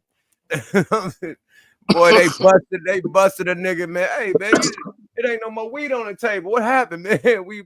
after camera review, rewind. Hey man, right here, man. Here you go, man. My bag. I thought they said that was for us to take home. So You feel I me? had it, but I never got to smoke it. I was so greedy that I took it off the table and didn't get to smoke the shit, man. I had it right there, nigga, and they busted me with it. You know, some Man, grimy ass, fresh in the Ville, fresh in the industry shit. You know what I mean? I Don't got a know no better, cold, fresh man. off the turf. And I thought I had it like, oh, and they had Colombian gold. They had all the old school shit. I grabbed the Colombian gold. I grabbed the tie stick. The good Yeah, that weed. Colombian gold and that Acapulco gold. Man, they had I all that remember shit, all that old school shit. I grabbed all that shit. I tried to tuck and dip. They like, stop in the name of Bud. I You remember that stole nigga. the weed from us. I remember niggas was selling that shit $5 joints of Acapulco gold in the first Acorn parking lots back in the days, man. I got a cold Be Legit story. I remember I fucked around and met B-Lo over my partner Big Ben, man. That's like my brother. Shout out Big Ben. At his house in Vallejo, the nigga B-Lo pulled up. This right around the time that the Hip Museum had came out. And I don't know what kind of weed that nigga had. All I remember is when I got in that car, nigga, I drove home, nigga, the whole way home, a strong 12.5 miles an hour, the whole motherfucking way. Nigga, when I jump out the car, it feel like I'm trying to run in a motherfucking swimming pool. Nigga, nigga, my motherfucker for waist deep water, nigga, that shit was crazy. I slept like a baby. I ain't gonna lie, nigga. Bila rocked the nigga to sleep, bro. That nigga had a blunt long as my motherfucking arm. Nah, we be in the studio, right? Nah, motherfucking Bart try to blame the shit on Spence and them, right? I said, I did the interview like, y'all niggas was off that Yao Ming back in the day. He said, nigga, nah, man, Spencer used to have big ass stogies, half a joint stogies in the studio. We hit them motherfuckers and they was grimy. Ooh, he got him with the Grimalaya. He said that turned them out, them grimy joints. Yeah, right. After that, the niggas started Yao Ming. Hey, He jumped in and he couldn't jump back. So let them know that used to be an old school stunt back in the day. Like you had to have money to smoke like coke with weed, right? Oh yeah. Hell yeah. Hell yeah. Hell yeah. Especially some good coke. And sprinkle that dust in your weed, nigga. That was it, man. My sister used to smoke motherfucking Grimmies. I mean chewies, not the Grimmy, with the powder. We used to call Grimmy them got the crack in it. No, we used to call them cavies. Cavios, man. Them caviars, I mean. Yeah. Caviars. Yeah, they got that little sweet smell. Shit smell like burnt grapes. You smell that sweet smell. Oh, that's a cavi. Oh yeah. Yeah, that shit smells sweet to the motherfucker. Yeah. We used to come home from school, nigga. My sister would caviar up, man. That whole fucking apartment smelled like caviar. She let us go out and play, nigga. The nigga don't have to do no homework. And then go out and play. Go outside. Like, nigga used to come home and had to do homework. Nah, y'all go and play. Like, okay, no homework, cool. Shit smelled cavied out, super sweet. Man. Nice and shit. Hey, how y'all doing? Nigga, the last time I seen a nigga smoke a cavi, nigga, Oakland A's used to still be called Billy Ball. Crazy, bro. Well, Tone, man, thanks for tapping in, man. I appreciate you, bro. I ain't gonna hold you for how long. It's almost a 3-hour interview, man. You want to get some shout outs to anything that you got going on, like, you know, businesses, ventures and shit? I know you done did all types of other. Hey, all I can say is go run up my Spotify playlist, man. Go check that out. It's called Produced by Tone Capone. Oh, I'm going to that right now. Yeah, I'm on that right now. That's gonna be in my playlist, nigga. By your bullshit. By your bullshit. Yeah, because I think that a lot of people don't understand the amount of work that you put into the game. I mean, outside of the nationwide hits, just like the regional hits as well. You know what I'm saying? And I think that needs to be applauded on every level. Absolutely. Yeah, That's why I got Tone on this motherfucker, man. I'm glad that we was able to get past the little viral shit that's going with the little Vlad interview from like oh yeah, 7 years for ago. sure. That shit hella ancient, man. I'm glad we got to the bottom of that, and I'm glad we got your real story. Legendary shit, bro. Oh Nobody yeah, knew for about sure. this shit, not even me. And I've been fucking with you Man, for hella long.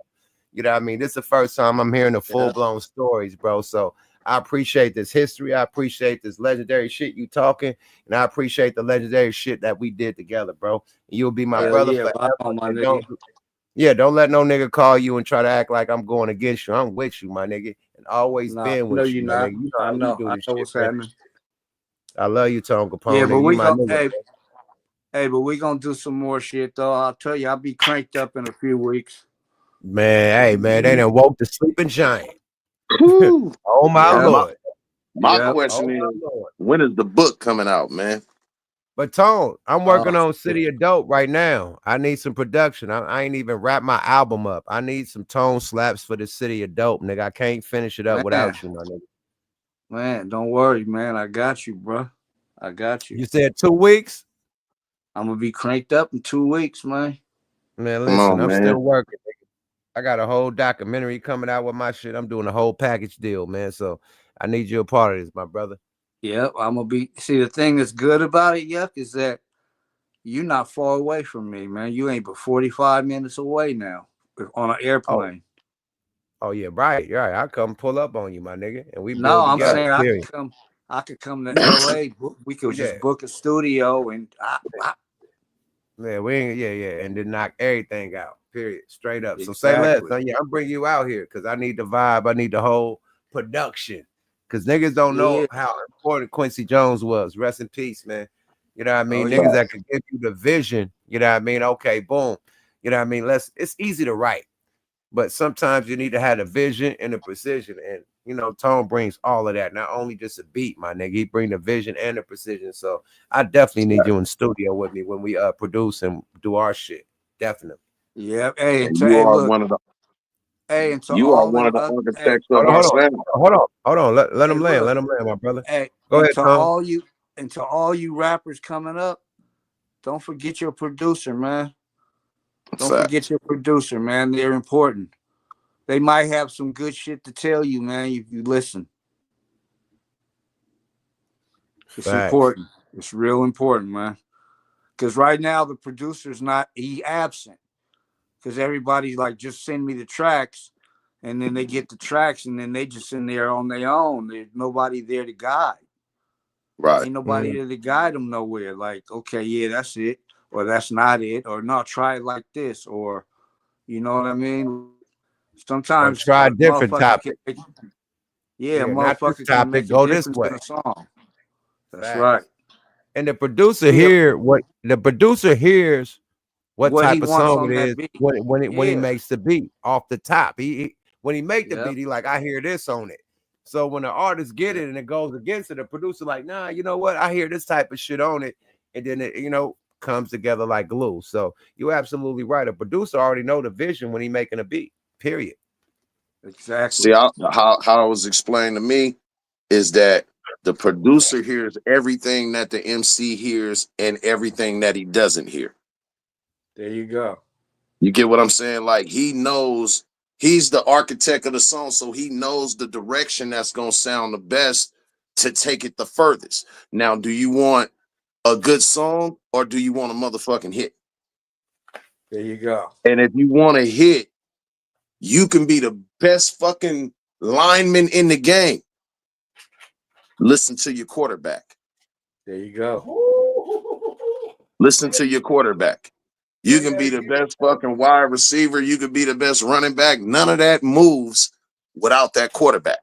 There Without the you fucking go. court. That's why Dre, man. You feel what I'm saying? You hear stories about Dr. Dre making niggas lay their verse like 20 times just to get that right precise verse. There Exactly. you Because go. if you out there Exactly. by yourself, you just do it. Sloppy verse, niggas, shit ain't pronunciated right. None of that You hear shit. it in the quality. You with the homies. Oh, that sound good. Niggas drunk. It takes a nigga like Dre, like, nah, get back in there. We need everything to be precise. You need to Right. pronunciate shit.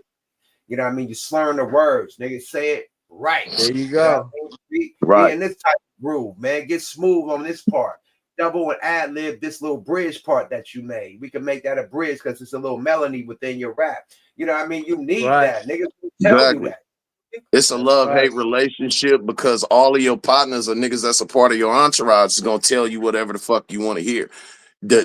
Sometimes to an MC, the nigga that they don't want to hear from the most is the producer, but at the end of it, that's the first motherfucker that they want to hug. Let me give you a prime example. You know All what the I'm saying? rappers, Man, I'm glad I listened to you. but look, let me give you a prime example. All the rappers that follow Pharrell lead hit singles. Pharrell make the hook, give vision, everything. Do it like this. Pharrell gave Snoop his rebirth with that beautiful. There you go. There you go. Yeah, Snoop, I don't know shit like that. Like Yeah, that whole Rhythm and Green album was raw as fuck. I just wanna do, but now that you are really special. Snoop wasn't doing no shit like that At all. Exactly.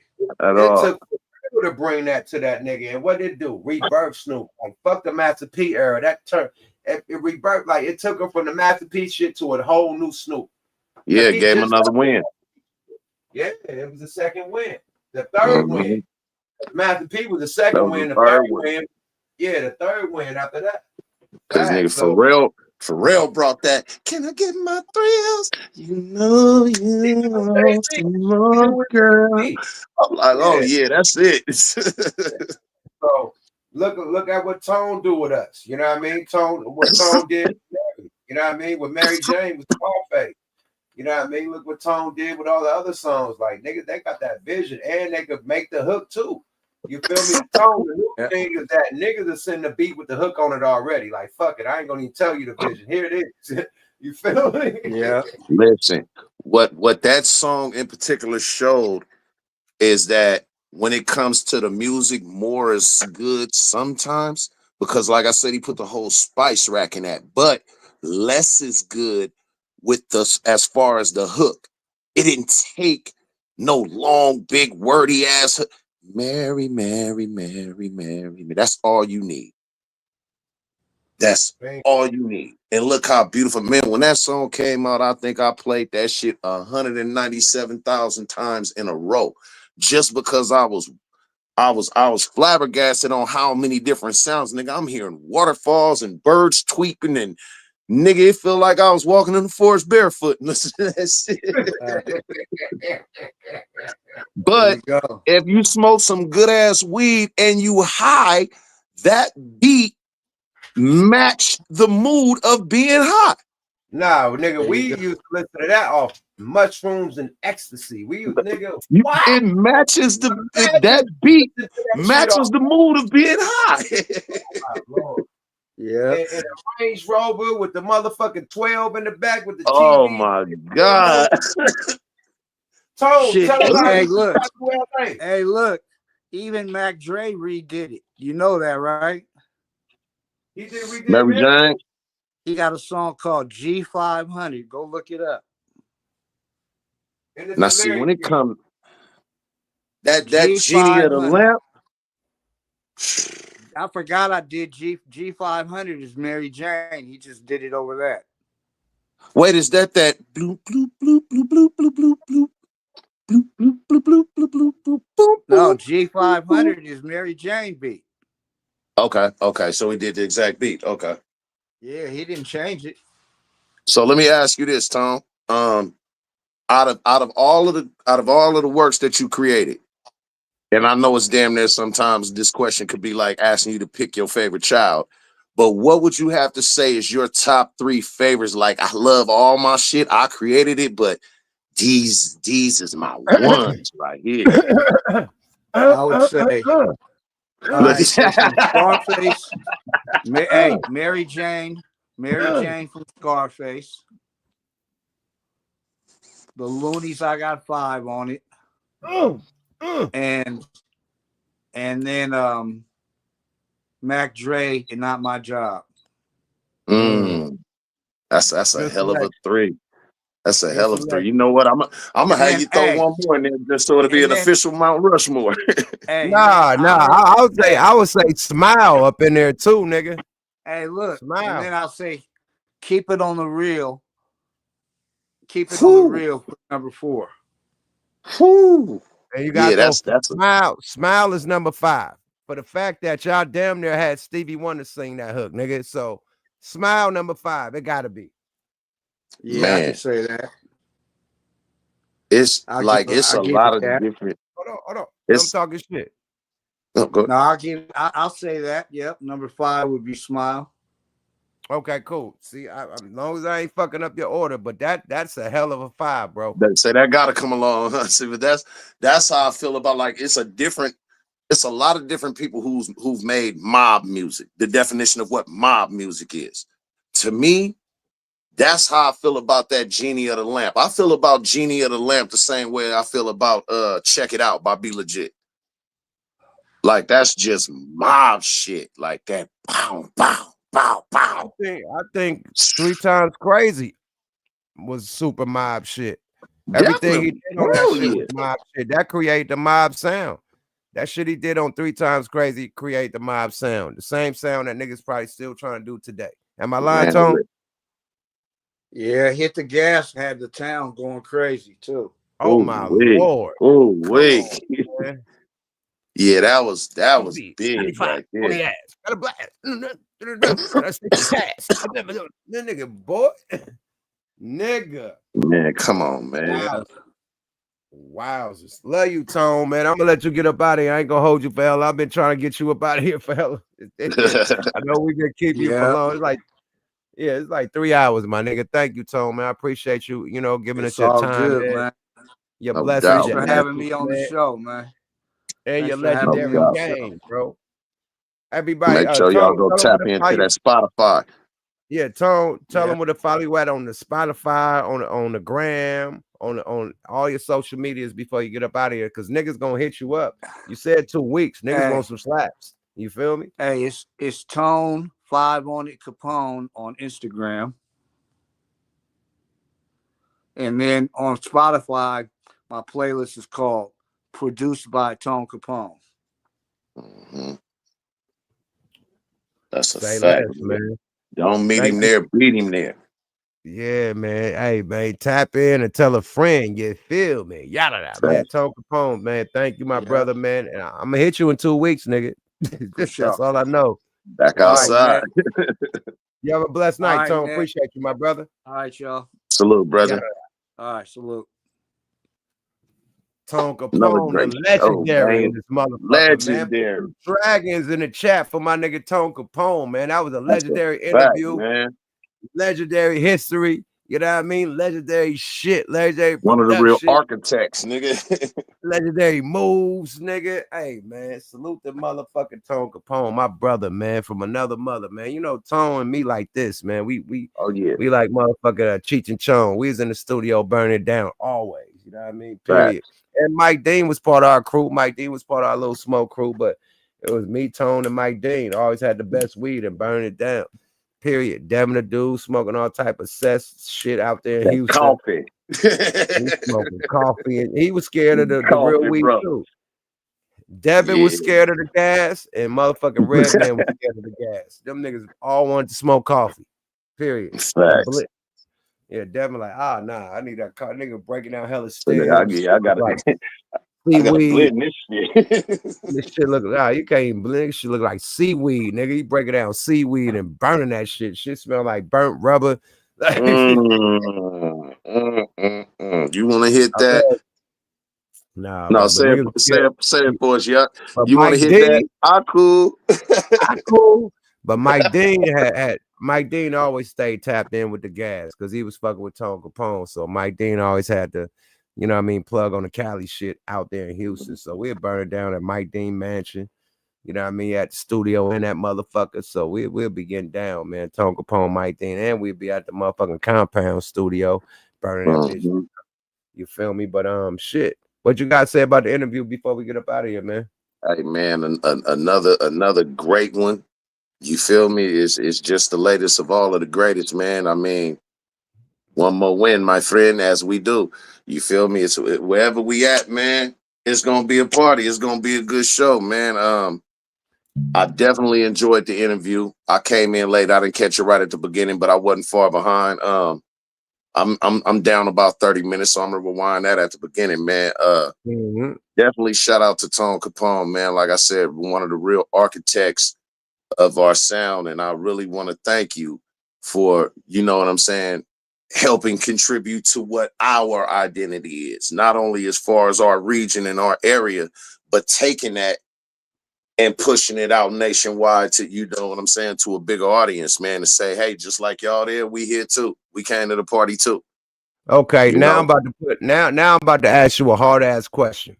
Okay. Because you know what I mean, we always do the Yuck Mouth 5 on the 5, man. Let me see if I can pull that right up right quick, man. What is this, man? Okay. Style media shit. Let me see, man. Can I do the 5 on it? 5. What is shit at? Is it right here? Nope. I don't know what that is. Fire and shit. Yeah, let me get that off. Nope. That ain't it. Let me get the other shit. All right, fuck it. Yuck Mouth 5 on the 5, man. You know what I mean? I got 5 on it before we get up out of here. I forgot to ask Tone his top 5 too, because we don't smoke a lot radio. I'm dumb. You know what I mean? Period. No Frank Ocean. But I'm gonna ask you your top 5. What's your top 5 Bay Area producers? And you can shoot that right back to me after you do it. See, we gotta end it with our top 5 Bay Area producers, because Tone Capone on this motherfucker. So we gotta show the respect to the guy. You know what I mean? Right. But So yeah, you what's asking, your top 5 so Bay you Area asking me my producers? top. So you asking me my top 4 because we just gonna get Tone out the way then. Yep, your top 4. Absolutely. Okay. The badass Anthony Banks, Off top. Rick Rock. Off top. So what I'm at, I got 2 left. 2 left. Yep.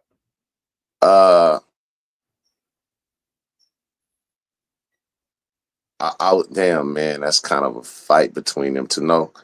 Cause I'm gonna claim that as, yeah, that's bass shit, nigga. Shock G. Yep. Ooh. Rest in peace, Shock. Good one. And number 5, for his early work, Kyrie. Off top. Okay. Kyrie. That's Shout a out good 5. Lil Burlock, man. Go ahead. That's a good 5. All right, Boomerang, man. Ask a question, nigga. Same thing, no change. Can you say it, or you just gonna say same thing? No change. What's your top 5 producers, dead or alive, of all time from the Bay Area? All right, man. You know, off top, fucking Tone, EA Rick Good one. Rock, the Mechanics. Yeah, but hold up. The Mechanics. Don't fuck up my 5, my nigga. The go Mechanics. ahead. I'm gonna save my. Go ahead. And Mike Mosley. Okay, definitely good picks. The only reason I didn't pick the Mechanics, shout out Forax and K Tweed, man, is because I looked at that more of a group. Like, to me, that is the Bay Area's version of Jimmy Jam and Terry Lewis. No, the Neptunes. Yeah, the Neptunes. You know what I'm saying? Like, that's still a production team. That's still a production team. Right, but see, I was going more or less solo producers, but I definitely had them. Capone produced most of his shit with Mike Dean. Most of his top shit with Mike Dean. They co-produced. Yeah, well, you know what? That's true. So with that being said, man, I might have to yank Kyrie out, man, and put the Mechanics up in there, man. Because that's, like I said, honorable mention of Kyrie, but that's the only reason why I didn't really. I was looking more of a solo by one person, but yeah, I get what you're saying. Definitely, the Mechanics been busting shit up, nigga, ever since they stepped on the scene, man. So, and you already said Shock G, so that's like mentioning Tone Capone. You know what I mean? So right. I wanted to say something different. That's why I said Mike Mosley. I could have said Shock G too. That's off top. You know what I mean? Period. He was producing all the Pac early shit. You know what I mean? Digital Underground shit, Looney shit. You know, Money B and them, Raw Fusion shit. You know, man. so on and so on, nigga. Shit for movies, soundtracks, and all types of shit. So Yeah, Shock was doing his one too, man. The original Piano Man. You feel me? Rest The in peace, original Greg. piano man. He You is feel me? feel. Yeah, I Straight up. definitely got to give it to Shock, man. He was you know, Oh, even artists like Merce, you know what I'm saying, brought him out back in the days, man. Shock was responsible for a lot of different people, man. You know, so definitely got to get that brother his flowers, man. How's Detroit? Yep. oh, we man, we told that motherfucker up, man. But Yeah. they said DJ Durrell, definitely. Oh, Cosmo, definitely. definitely DJ Durrell, definitely Cosmo. You know what I mean? Definitely Ann Banks. You know what I mean? I ain't mentioned Ann Banks in mine, but definitely Ann Banks. You feel And I'm me? gonna keep it, man. I feel It's so so. many dope ass niggas from the Bay, man. You can even go with the new niggas out there that's killing shit. Like, it's some niggas out there that's doing dirt. You know what I mean? That's Period. a fact. Okay. You feel me? That's how Let's wrap non-biased it up. I kept it, because DJ Durrell, shit, he from Cyprus. You feel what I'm saying? Oh man, we forgot the ultimate nigga, JT the bigger figure, man. Like, Oh god yeah, damn. yeah. We That's still forgot. we can't You know, forget. he was We can't producing them forget him. beats too. Yeah, Yeah, we can't forget JT. we forgot Figaro, Oh, my nigga. that's what We I meant to forgot say. That's what I JT, my meant. nigga. We forgot Figaro. They say We Bosco forgot. from Portland. Yeah, they try to say Bosco. Bosco live in Oakland right now, but he's from Portland. Absolutely. They try to say Bosco. Bosco is legendary. I love Bosco shit. He had a big hand in Yeah, our shit. you know what's crazy? When Tone Capone was up here, I forgot because I heard him mention a group Oh that shit, Tracks a Million. We forgot tracks a Tracks a million. Million. Oh The my lord. father of the hyphy movement. The father. Tracks a fucking million, man. Rest Rest in in peace, peace, Tracks a tracks. million, my nigga. We forgot Tracks a million. Good shit, Mhm. motherfucking chat. God damn. That's a fact. One drop Scott. Oh yeah, man. Definitely, One man. drop. It's DJ so Fresh. many. We forgot DJ Fresh. Oh my lord. Fresh. Oh my It's so lord. many, man. Man. But Fresh from New York though, but he live in the Bay. That's like a cheat code.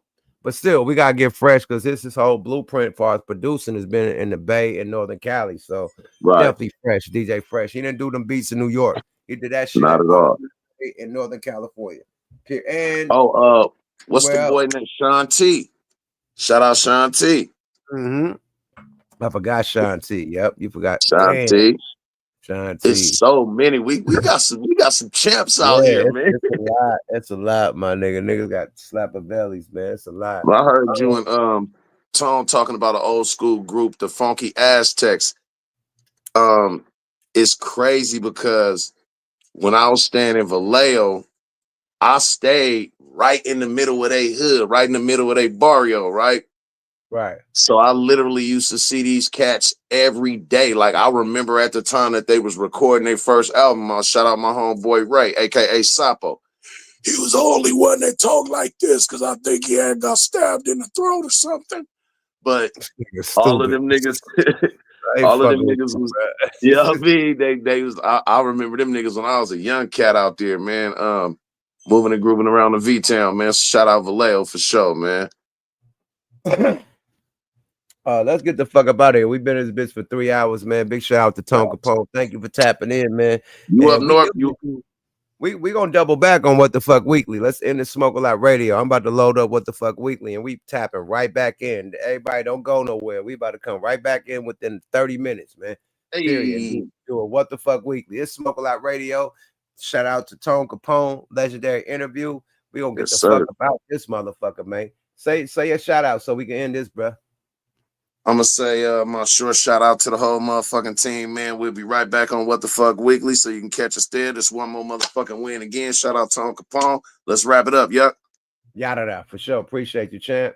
Another episode of Smoke a Lot Radio with your host with the most Culato Smoke. You dig? Tapping in on Yuck Mouth TV. Subscribe to your guy. Y'all hit them likes. Y'all hit the motherfucking comments. Y'all do all that shit to level this whole shit up, man. We trying to get to 60,000 subscribers. So hit them subscribes to your guys on the way out, man. Also hit the motherfucking donation if you appreciate the conversation, man. Cash App at the bottom of the motherfucking screen, Mean Gene. You feel me? And if you don't know, now you know, nigga. You know what I mean? Salute to the whole chat, the gang, the Dragon Gang, the nation. You feel me? The committee, everybody. All my mods doing a motherfucking job. It seemed like I'm in a matrix and shit freezing up, but we about to keep this shit going. You feel me? We catch y'all same bat time, same bat channel. No, later bat time, same bat channel. Within the next 30 or 40 minutes, let me load up some content. And we coming back with What the Fuck Weekly. You dig? Yada that boy. Big salute to Tone Capone, man. And listen and stay tuned for more Tone Capone production, man. Y'all follow his gram. Y'all follow his Spotify and get them numbers up, man. And get our numbers up, man. We out this motherfucker, man. Yuck Mouth TV, subscribe to your guy. Bye-bye now. Yada da. Bye-bye.